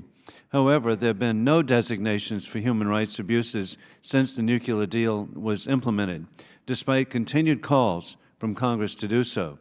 What specific steps can the new administration take to press Iran on human rights?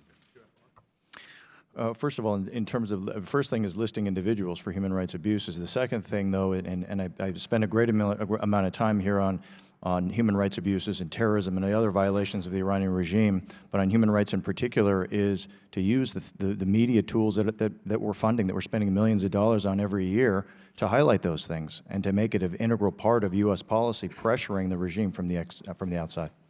And I appreciate so much Mr. Rohrabacher pointing out that the prior administration, we had such an opportunity with the Green Revolution.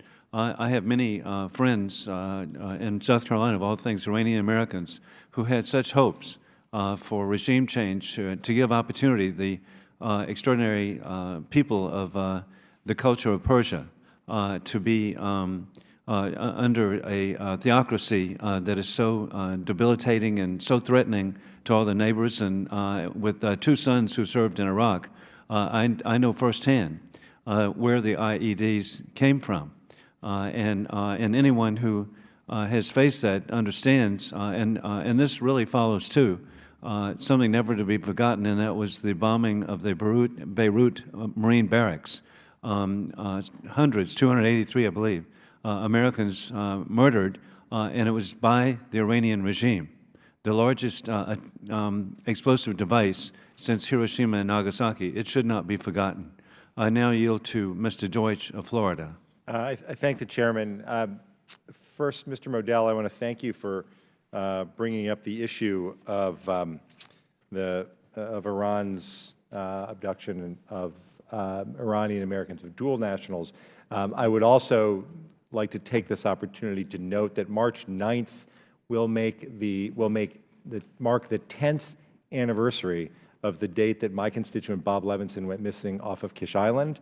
And as I have said at every hearing that we've had about Iran, that has to continue to be issue one in every discussion that we have with the Iranians. There is a new administration here, and I urge this administration, just as I urged the last administration, to make this a very important priority. And I appreciate your raising the issue. Mr. Albright, you criticized the IAEA for a lack of transparency. I'm very concerned about that as well. My understanding is that the new administration hadn't reached out to the IAEA yet to discuss its monitoring of Iran.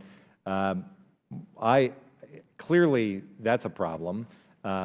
They need to hear from our representatives to the IAEA. There needs to be an exhaustive discussion with the coordinator for Iran nuclear implementation, whom I understand still holds that position. The administration should do that, but I also, Mr. Chairman, would urge this committee, in order to tackle the issue of transparency, to request that our representatives to the IAEA and the coordinator come to testify here in front of us to address specifically the transparency issues that Mr. Albright has raised. They're very serious. They will impact not just this deal in this year, but as Mr. Albright rightly points out, as the deal carries on for the remainder of its term. So, Mr. Chairman, I hope that you will consider that. And finally, Dr. Exum, I want to just spend my remaining couple of minutes talking to you about the strategic flirtation, I think is how you referred to it, that this administration has engaged in with Russia. Before getting specifically to Russia and Iran, that flirtation also takes place as there's a Russian spy ship off of our coast, and as there was a mock attack on a U.S. destroyer in the Black Sea, and at a time when Russia has now deployed a cruise missile, and then focus, with that as background, focus on Iran for a minute. How do we engage in the ways that this administration has seemed intent on doing with Russia, while Iran has thousands of fighters and proxies like Hezbollah fighting alongside the Russians in Iran? And as this committee and this Congress look at additional sanctions outside of the nuclear area, Iran's support for terrorism, for example, how do we do that in an effective way when we're simultaneously engaged in this new relationship with Russia that weakens our ability to do what we need to?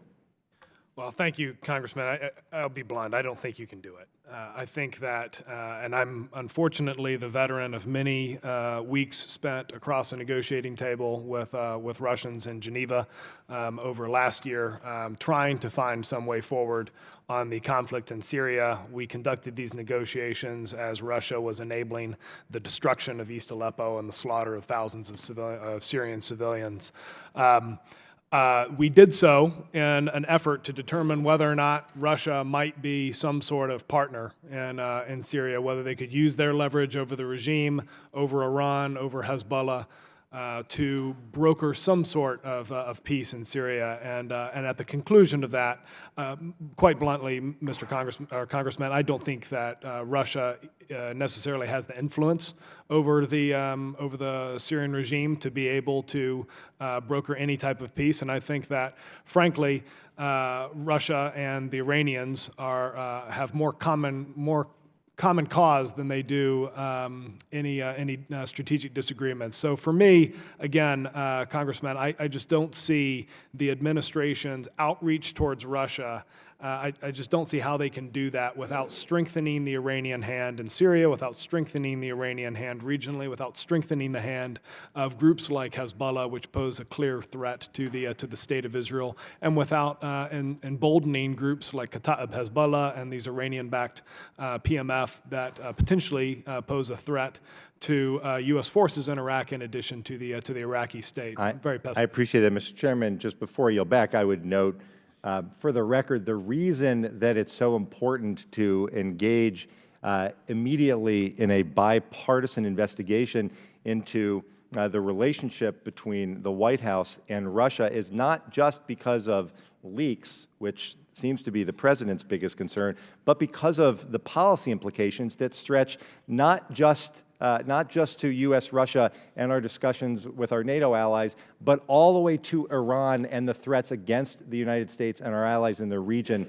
that Russia may be contributing to. And with that, I yield back. And thank you, Mr. Deutsch. We now yield to Judge Congressman Ted Poe of Texas. I thank the chairman. I'm going to talk about Iran, which is, I think, the basis of this hearing. Maybe we'll have a hearing on Russia at some point. I think we gave away the farm, the mineral rights, when we made the Iranian deal. I couldn't disagree with you more, Dr. Exum, about the Iranian deal. It was a bad deal for the United States. We gave them $150 billion that they should not have gotten. I believe that money did not go to build schools and hospitals in Iran. It went to the IRGC, which runs 80% of the economy, and the IRGC funds terrorist operations throughout the world, namely with their proxy group, Hezbollah. So I want to talk about Iran, not Russia, and Iran and their status in the world today. One of you mentioned rules of engagement. Hopefully we'll change the rules of engagement with Iran. I hope that we do, and we don't find ourselves in another situation like in the last administration on January the 10th or 12th of 2016, when two of our river command boats surrendered to the Iranians, so much for the American phrase, don't give up the ship. We gave up 2 ships to the Iranians, and Secretary Kerry almost apologized. We still haven't gotten the facts of that situation. Maybe we'll change the rules of engagement where we don't allow Iranians to capture our ships without a fight over in that part of the world. But I want to talk about the IRGC. Do you think that the IRGC has planned and executed terrorist attacks throughout the world, including against Americans, Mr. Modell? Thank you for the questions, Congressman. I don't think that there's any doubt whatsoever that the IRGC, particularly the Quds Force, has planned terrorist activities against U.S. and its U.S. forces, U.S. persons, and its allies around the world. I think between 2012 and 2015, there were at least 30 such activities that were in some way traced back to the IRGC. So I don't think that there's any doubt about that whatsoever. Does the IRGC have training camps in Iran that train other people from other parts of the world in terrorist activities? I think the publicly available information would point you to Iranian-sponsored and run training camps in southern Lebanon. Are there training camps in Iran? I think that's probably meant for a discussion in a more private setting. Well, how about in South America? How about South America? Can you answer that question? South America, beyond the rumors of Iranian training camps in Margarita Island and certain parts of Venezuela, I have not heard of anything. I've heard of Iranian outreach in various nefarious ways to certain groups in Latin America. But the links between, for instance, the Vice President of Venezuela and Iran have been long discussed, and there's been a lot of speculation about links there into terrorism and destabilizing activity. How about the Iranian sponsor of Hezbollah in Syria and Lebanon? I don't think there's any doubt about that. That it happens. I mean, they sponsor the terrorist group Hezbollah. I think it's in a very, not only do they sponsor the terrorist group Hezbollah, but I can tell you that when Syria began in full force and Iran really started to take a leading role, Hezbollah actually put up some resistance and said, we're not sure that we really want to become embroiled in this. And the Iranians strong-armed them and said, yeah, you are going to do that. So it's not a matter of Iran supporting or sponsoring them. It's about them controlling them to a large extent. Do you think that the IRGC, based on their activities worldwide and their sponsor of terrorism, should be back on the list or on the list as a state or as a sponsor of terrorism? That the Treasury Department should designate them as a terrorist organization? Just want your opinion. In my opinion, I don't think so. I don't think so. I think that there are certain parts of the IRGC that should be in the Quds Force. I don't think that the original purpose of the designations for foreign terrorist organizations were meant for entire militaries, and that's essentially what the IRGC is. I think it's overreach, and I think it, actually, I don't think it will have much of an impact. I'm not asking for a foreign terrorist organization designation. I'm asking if you think that the Treasury Department, under their power, should designate it as a terrorist organization. It's a different designation.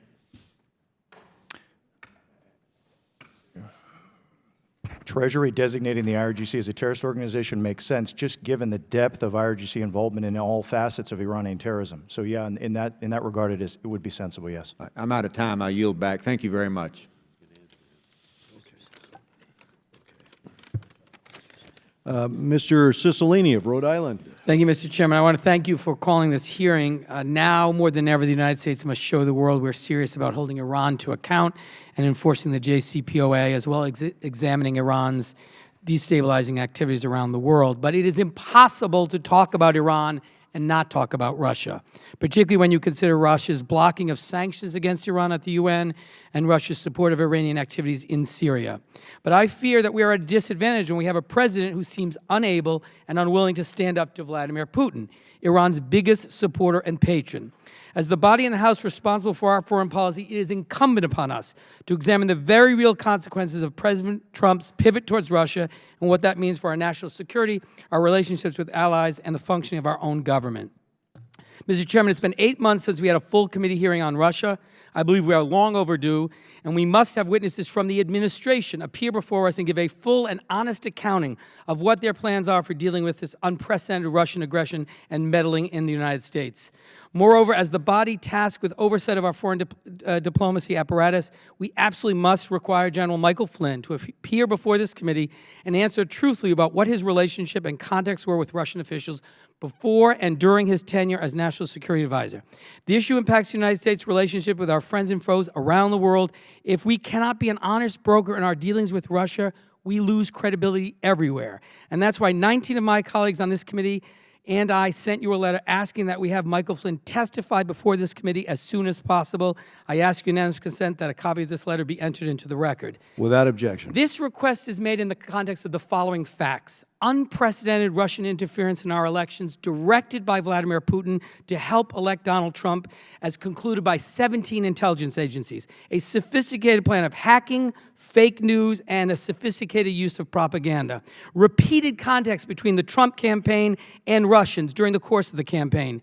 3 members of President Trump's inner circle, Carter Page, Paul Manafort, and now Michael Flynn, have to leave the inner circle because of their ties to Russian officials. Secret conversations between the National Security Advisor and the Russian ambassador. Then Michael Flynn lied to the American people, lied to the Vice President of the United States, and denied those conversations happening right on the day that sanctions were imposed for interfering with the American presidential elections. At the same time, Sally Yates, the acting attorney general, brought that information to the attention of the White House counsel, and she concluded that he was a compromised individual who could be blackmailed by the Russians. What did they do? Shortly thereafter, Sally Yates is fired. Michael Flynn stays in place for 17 days with full access to classified information, continuing all of his responsibilities as a national security advisor. This is in the context of a president who is bellicose and fighting with all of our allies, Mexico, Australia, as 2 most recent examples, but has showered praise on the brutal dictator Vladimir Putin.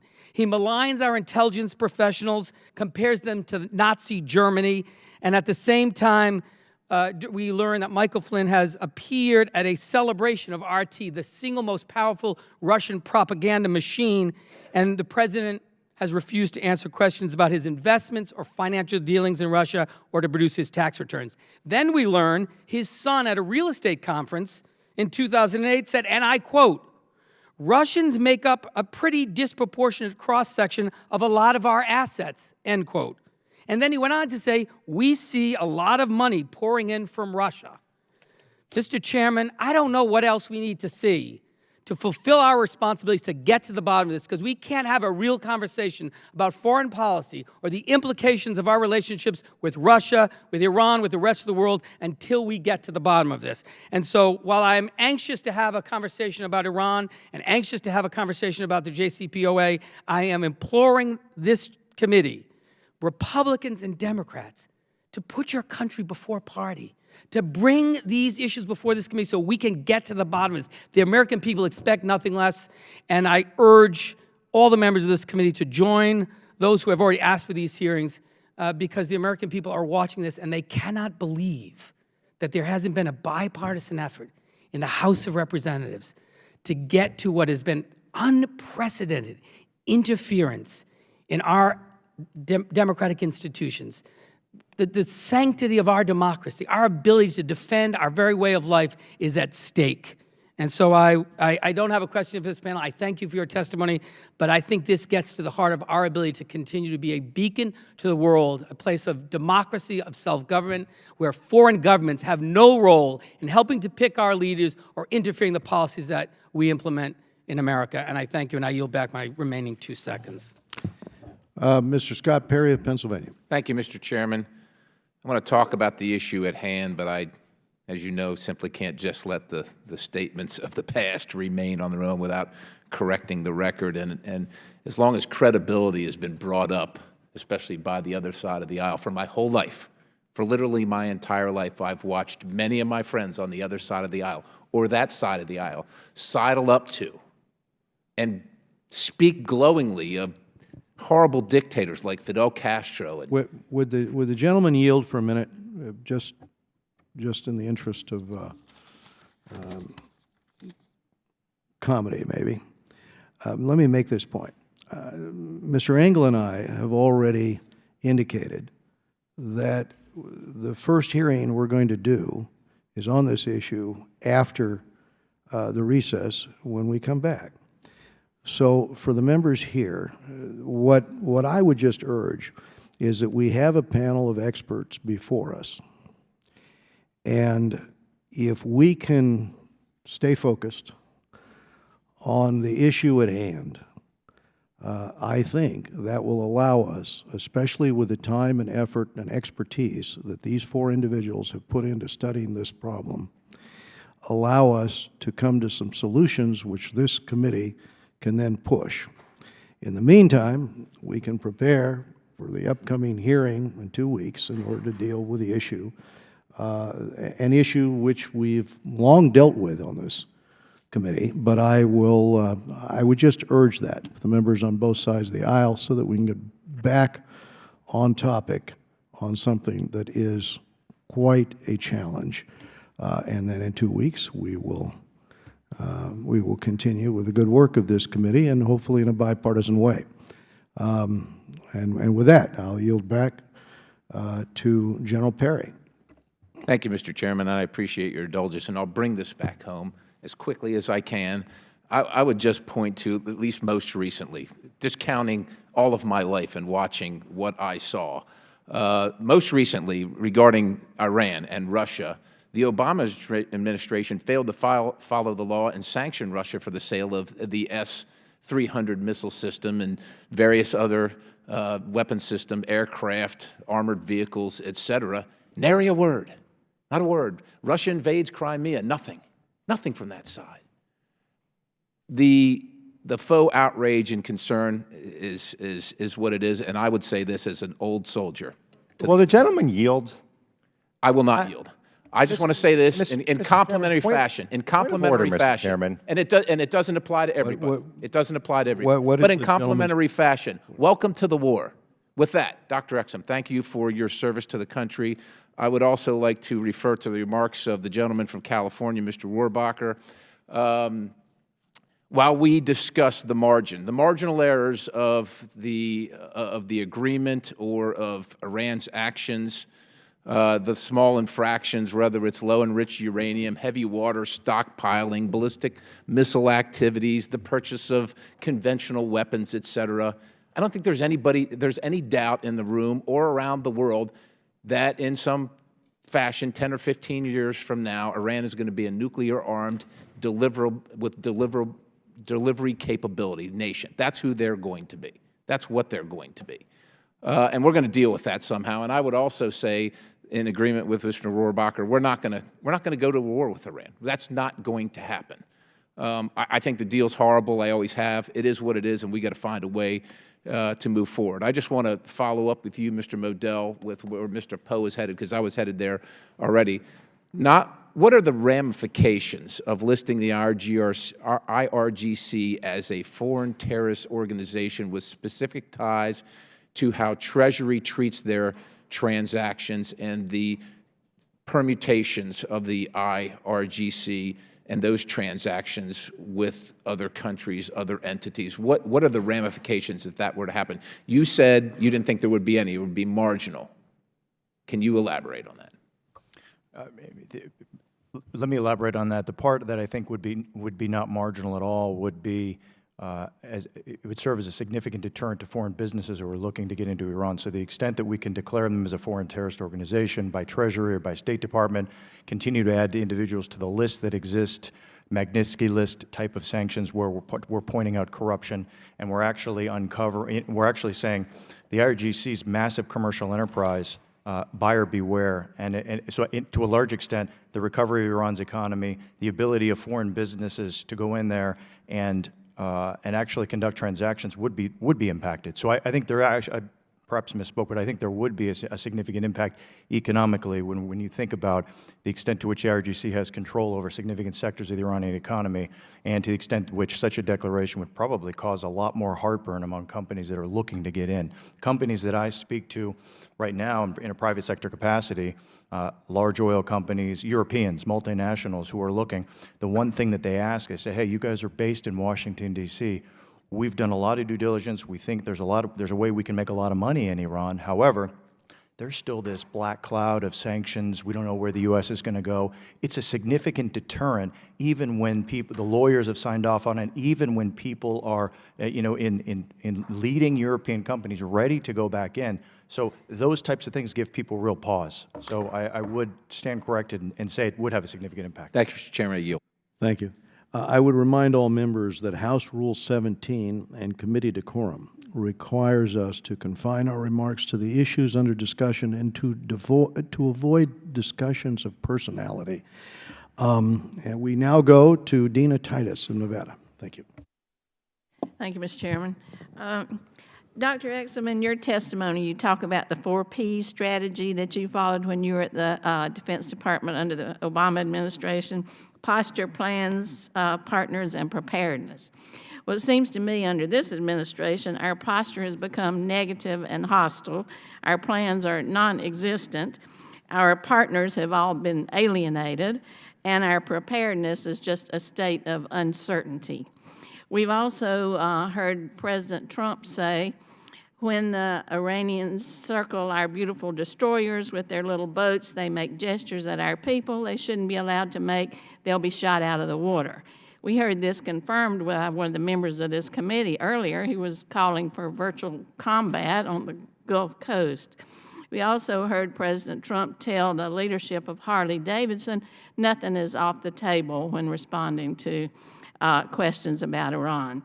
Would you just address how this new approach, all this saber rattling, is affecting not only our relationship with Iran, but with the other neighbors and potential partners in that part of the world?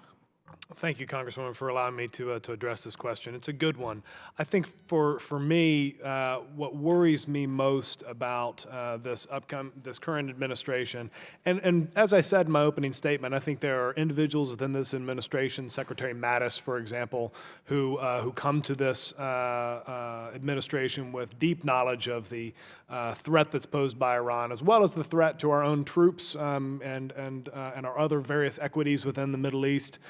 And so I have certain faith in certain individuals in this administration. The two things that worry me, Congresswoman, are first off, sequencing. Strategy is often about prioritization and sequencing. And I see some individuals within this administration really eager to pick a fight with Iran.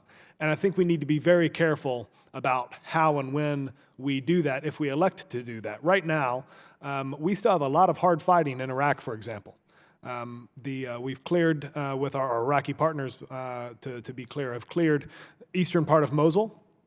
To clear western Mosul is going to take many more months. The middle Euphrates River Valley still has a significant presence of the Islamic State. And we need to remain focused on that at hand. And I sense within this administration that there are some voices who are so eager to confront Iran that they may not have thought through how exactly they sequence it or what prioritization they're putting into place. The second thing, and this is really, I think, the big concern, is just the uncertainty within this administration. I don't think that I'll surprise anybody here on either side of the aisle by saying that the upheavals we've seen within this administration over the past few weeks have been unprecedented. both in terms of personnel, to include the dismissal of the National Security Advisor, to also include some of the ways in which we've alienated some of our key partners, such as I thought it would take some great effort to offend Australia, but we managed to accomplish it in the first 2 weeks of this administration. And they're a key partner. They fought with us in Vietnam. They're active with us off the coast of the Arabian Peninsula in terms of maritime patrols. We depend on these partners to not only defeat Daesh, but also to push back against the threat, the very real threat that my colleagues on this table, as well as the members of this committee, have highlighted in terms of Iran's asymmetric activities. You know, when we interdict weapons shipments off of the coast of Yemen, for example, it's often not U.S. forces who do this. It's often our partner forces that do this. We need those partners. And right now, there's a great deal of uncertainty, I think, among many of them in terms of the strategic direction of this administration, in terms of who can speak for this administration, and it's worrying to me, both as a former official, but also, quite frankly, just as an American citizen testifying before this committee today, ma'am. Thank you. Yes, Mr. Albright? I'd like to add, I'm not part of the administration in any way, but I don't, and there may be some voices trying to pick a fight with Iran, but I don't think they're trying to pick a fight with Iran. I think they're, even with this idea of putting Iran on notice, I mean, Flynn made clear that they want to have a policy review. They don't have people in place, and they need to do a lot of recruitment. But I think overall, I think they're moving ahead rather deliberately. But Iran does things. You think we can have it both ways? We can be cozy with Russia and tough on Iran at the same time? Well, on the Russian issue, Iran is a problem. Thank you, Mr. Chairman. I yield back. Okay.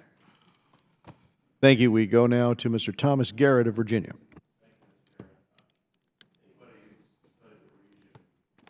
Mr. Garrett, let's get that microphone closer and make sure you've got the red button on. Thank you. You do what? Get my 10 seconds back? Just kidding. Anybody who's studied the region with any degree of sort of objectivity understands that the IRGC is the fulcrum of power in Iran. The 2009 uprising failed, I believe, in large part due to what Mr. Sherman, my colleague from California, referenced as a willingness of individuals to level firearms at their fellow citizens. And it wasn't obviously just the IRGC, but subsidiary elements such as the Quds forces thereof. And so if we're attempting to ensure better outcomes in Iran, I think we should focus our efforts on the IRGC. I'm not sure if it was Mr. Warbacher or Mr. Perry who initially commented and actually I think it was Mr. Poe who originally commented on potentially extending the Treasury Department's OFAC controls to implement actions wherein they would treat the IRGC as a state sponsor or as a sponsor of terror. But I can't think of a good reason not to do this, except that, as I understand it, the JCPOA instructed a lot of the restrictions, a lot of the sanctions that have been placed on the IRGC to be lifted, which seems to me to be counter to American policy in any number of arenas. Number one, the previous administration's failure to act in 2015 after the Russians waited 5 years to complete the sale of S-300 missiles to Iran created a circumstance wherein, if you understand the capabilities of the S-300 platform, any Generation 4 aircraft carrier-based aircraft really can't take off in the Persian Gulf safely. That's just the reality. And so we have no Gen 5 assets, F-35 comments withheld in that capable range. And truly, I read where we have, quote, a robust suite of plans that are real, resourced, and our forces are ready to execute them, and I wonder if we do, particularly in a world where if we executed a strike with simply F-22s and B-2s, we have about, what, 10 operational platforms of the latter. So if we wanted to act, we couldn't. We know the fulcrum of power in Iran is the IRGC, and we're hamstrung by a JCPOA that doesn't let us attack the fulcrum of power, metaphorically, not literally, the IRGC. And it's hard for me to fathom, having worn a uniform and knowing Ranger Exum, because I use that because it's more impressive than doctor, and Mr. Perry fought alongside and served alongside some of the 500 American service members who we estimate were killed by IEDs manufactured by the IRGC and their subsidiaries, which goes beyond the 283 Americans who died in Beirut, and I could keep going, Lebanon, the Khobar Towers, a plot to assassinate the Saudi ambassador here on this soil. So if we want a better outcome in Iran, I would submit that we need to function in a way that we could penalize the IRGC, which will then destabilize the regime because the guns are what keep the mullahs in power. Having said that, I would ask, and I don't have a ton of time left, if anybody can tell me if when we do things like send 400 million unmarked euros at a time when it would correlate to the release of foreign-held dual citizens, whether it was ransom or not, the optics are bad, right? If that doesn't encourage the same sort of bad behavior. And I would point to similar activities undertaken not just in the Sudan and North Korea subsequent and precedent to that, but also in Iran. Here are your foreign nationals back. We've got our 400 million. We now have some more people. So I guess, you know, we have what? U.S. citizens and legal permanent residents to the tune of 10, 8 plus 2, I think, held in Iran now. And for us to negotiate in good faith, I would argue, is a betrayal of these folks, of my oath to defend the Constitution and the citizens of the nation that it rules over. And how can we do that? I mean, why not just cut off all activities in any non-military way that we can with the fulcrum of power in Iran and refuse to do business with those who do business with these folks and let them choose between economic activities with the United States or with Iran? I think I know which way they make those choices. So I guess this is a really convoluted compound question, but doesn't the JCPOA really hamstring us from attacking metaphorically, not literally, the axis of power, the fulcrum of power in Iran, the IRGC, by virtue of the elements therein, and therefore doesn't it actually serve to perpetuate the existence of the regime? Mr. Modell, sorry, you just get picked at random. No, Congressman Garrett couldn't agree more. I think that if you're going to actually do the things that Congressman Rohrbacher was talking about and some of the things that I've mentioned in my testimony, that is weakening the IRGC, you have to focus on that. And I think that the existence of this regime depends on the existence of the IRGC. They're at the center of everything. For them to control 25 to 50% of the economy and not to be held accountable, or for businesses not to be held to a higher standard before doing business with there. And I think, quite frankly, the hurdles are way too low. You're actually contributing to the perpetuation of a regime that is fundamentally against us in every way. Right. And, Mr. Chairman, I know I'm over, but did we not, with the JCPOA, seek to essentially see, hopefully, regime change to a more moderate regime before the Iranians hit that nuclear threshold? That's really the goal, right? Give us time, and if there's a change in the power. But if we don't hit that fulcrum of power, there'll be no regime change, Mr. Albright? Yeah, well, that was some of the talking points. I'm not sure the negotiators necessarily believe that, but it was, in a sense, they were asked kick the can down the road, and they did. And we can. On your question on the IRGC, I think the impact on the JCPOA is, do we lose the Europeans or not? I mean, that's really, and so I think the issue for the administration is they're going to have to get out there and manage the relationship with the Europeans. So if they do decide to move forward on listing the IRGC under the executive order as a terrorist organization, that they don't lose the Europeans, because certainly it's their business that'll be affected. But I think it can be done, but it's certainly, the administration has to get out there and talk to them. The Europeans have made it clear that this upsets them. But I think that it can be managed. Excuse me, if you'd indulge me for just a moment. I think that you're right, that sanctions diplomacy is very important. I'm afraid time's expired, but we're going to let you put that in writing. Okay. Let's see. Brad Schneider of Illinois. Thank you, Mr. Chairman. And let me just start by thanking the witnesses for your testimony here today and your service to our country and your work across time on this particularly important issue. Ms. Bauer, I want to emphasize what you talked about in your testimony. I think the 3 points you made are worth repeating. One, the necessity of taking back the narrative, the need to emphasize the sanctions that are still in place and to enforce those sanctions rigorously, vigorously, to the greatest extent possible. You said in your testimony that sanctions are most effective when they are adapted by the international community, international coalition. My question, I leave this question to the whole panel. What are the challenges to maintaining, if not strengthening, international support for sanctions and the opportunities to bring increasing bite to the sanctions in place and potential sanctions against Iran's activities, not just around ballistic missiles, but human rights and their activity, conventional weapons throughout the region?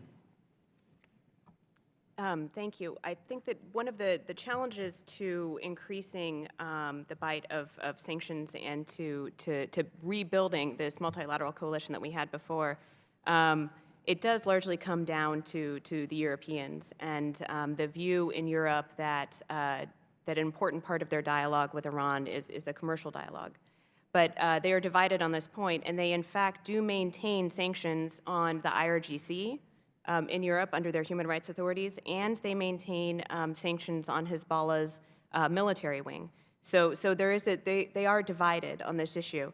I think what's important going forward from the U.S. perspective in more vigorously enforcing the sanctions we have is that we continue to do those based on conduct, because that will be continuing to emphasize the ways in which Iran violates international norms will be something that will be helpful in rebuilding a multilateral coalition.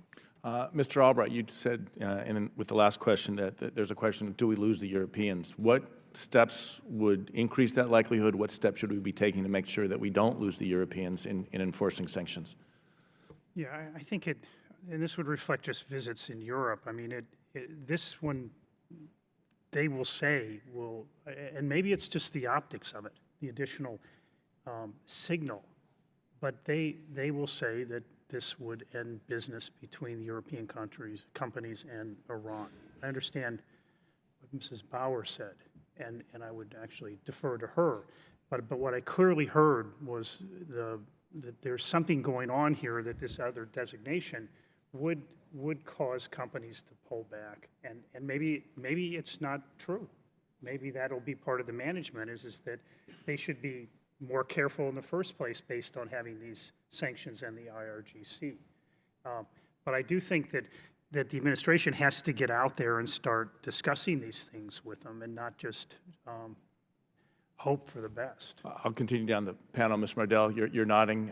No, I would just second that. I would say that we talk to companies all the time that are on the signed MOUs, and they're on the verge of actually making the leap into Iran, and there still is a real fundamental lack of clarity on their part as to what they can and cannot do. Treasury does a great job of laying out some of the do's and don'ts, and there's U.S. government websites where you can go and see what you can and can't do in the sanctions, but really there's no. It's quite frankly, it's cumbersome, and it's a lot to get through. There's no nice, easy do's and don'ts list for companies. I think there has to be a media offensive that it reminds companies of the dangers of doing it. And quite frankly, a lot of companies have gone in there and tripped and fallen and had reputational risk.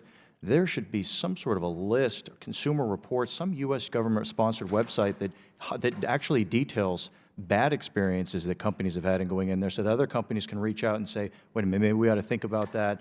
Sounding board, Consumer Reports, if you will. But a lot of companies have experiences that we should be exhibiting. Dr. Exum, I want to leave you out.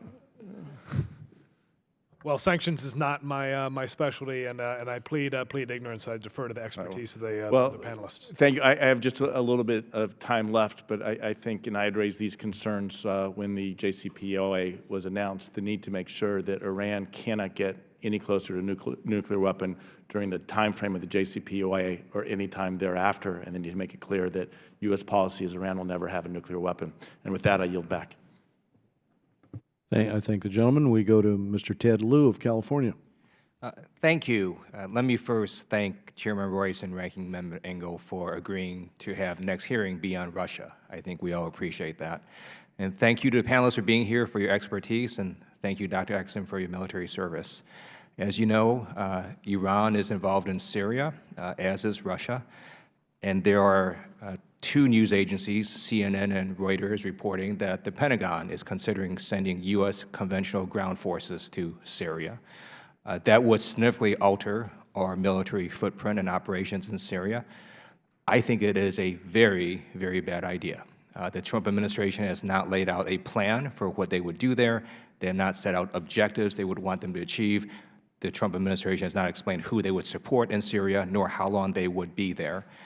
I would like to ask each of you, do any of you think it would be a good idea to send our women and men of our military in harm's way into Syria? And let me start with Dr. Exum.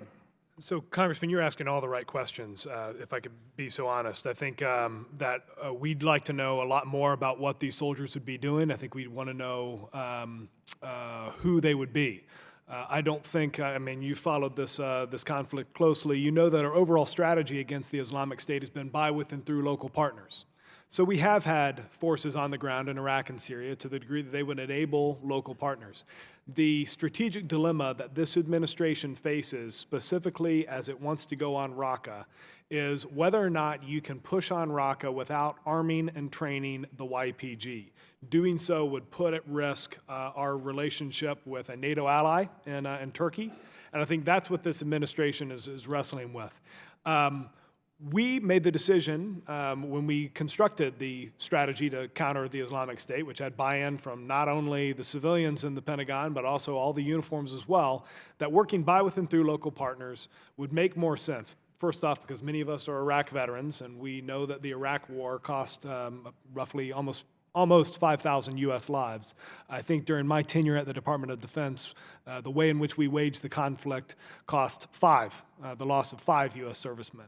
It's also less expensive in terms of monetarily. But more important than that, strategically, the logic is it's more sustainable on the ground. Yeah, it's messier. Yeah, it takes more time. But if local groups have a buy-in to the fight, they have a buy-in to the victory. And that's something that didn't happen after we defeated the insurgency in Iraq in 2007, 2008. To get back to your question, deviating from by, with, and through could potentially, I would caution the administration from deploying the 82nd Airborne on the ground in northeastern Syria. I believe that would be a mistake. I believe it would be costly, not just in terms of money, but in terms of lives.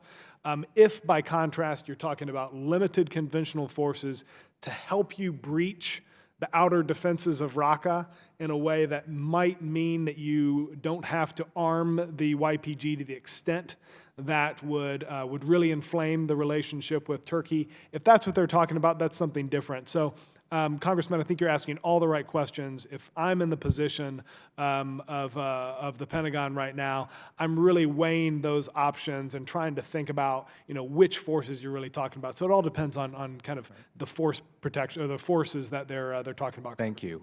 So the other balance, you don't have to answer unless you think it's a good idea to send a lot of ground troops into Syria. Do any of you think it's a good idea? No.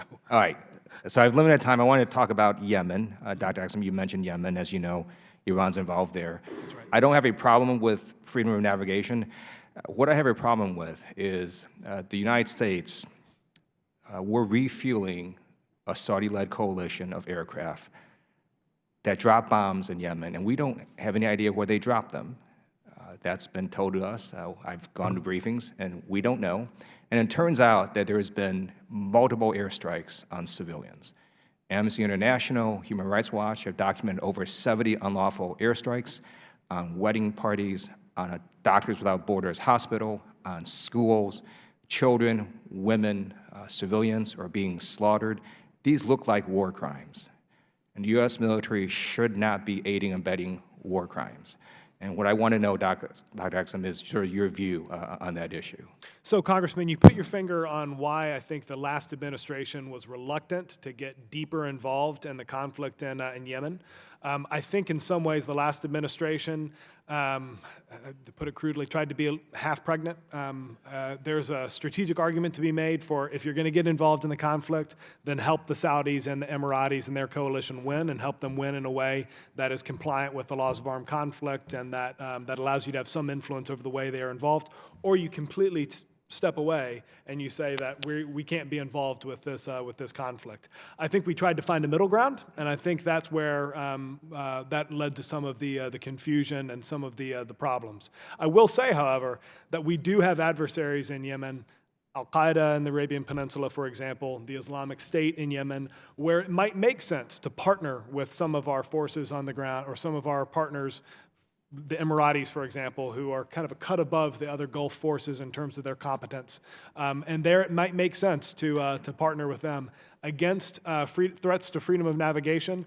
That's something that, like I said, I think it's a U.S. interest. I also think it's a huge interest for the Europeans, for India, for South Korea, for anybody pushing shipping through the Bab el-Mandeb. And so there should be a concerted diplomatic effort to pressure the Iranians with respect to the presence of some anti-ship cruise missiles in Yemen. And if necessary, there should also be a kinetic response, because that's a point where that's always been a key U.S. interest for 50 years in terms of freedom of navigation and commerce around the Arabian Peninsula, and I think you want to take a hard stand there. But I take your points regarding the broader conflict, and I think it was a key topic of debate within the Obama administration, sir. Well, thank you, thank you. We want to thank again our panel. We appreciate the time of our witnesses today, especially, on this focus of what we do in light of Iran's continued ballistic missile program and its continued transfer of missiles to Hezbollah and the other activities in the region that are threatening to countries in the region. And as Mr. Bauer observed, we should start, I think, with a premise that on these violations, Iran gets no special pass. And we look forward to continuing to work with each of you in terms of the challenges ahead. So thank you, and with that, we stand adjourned.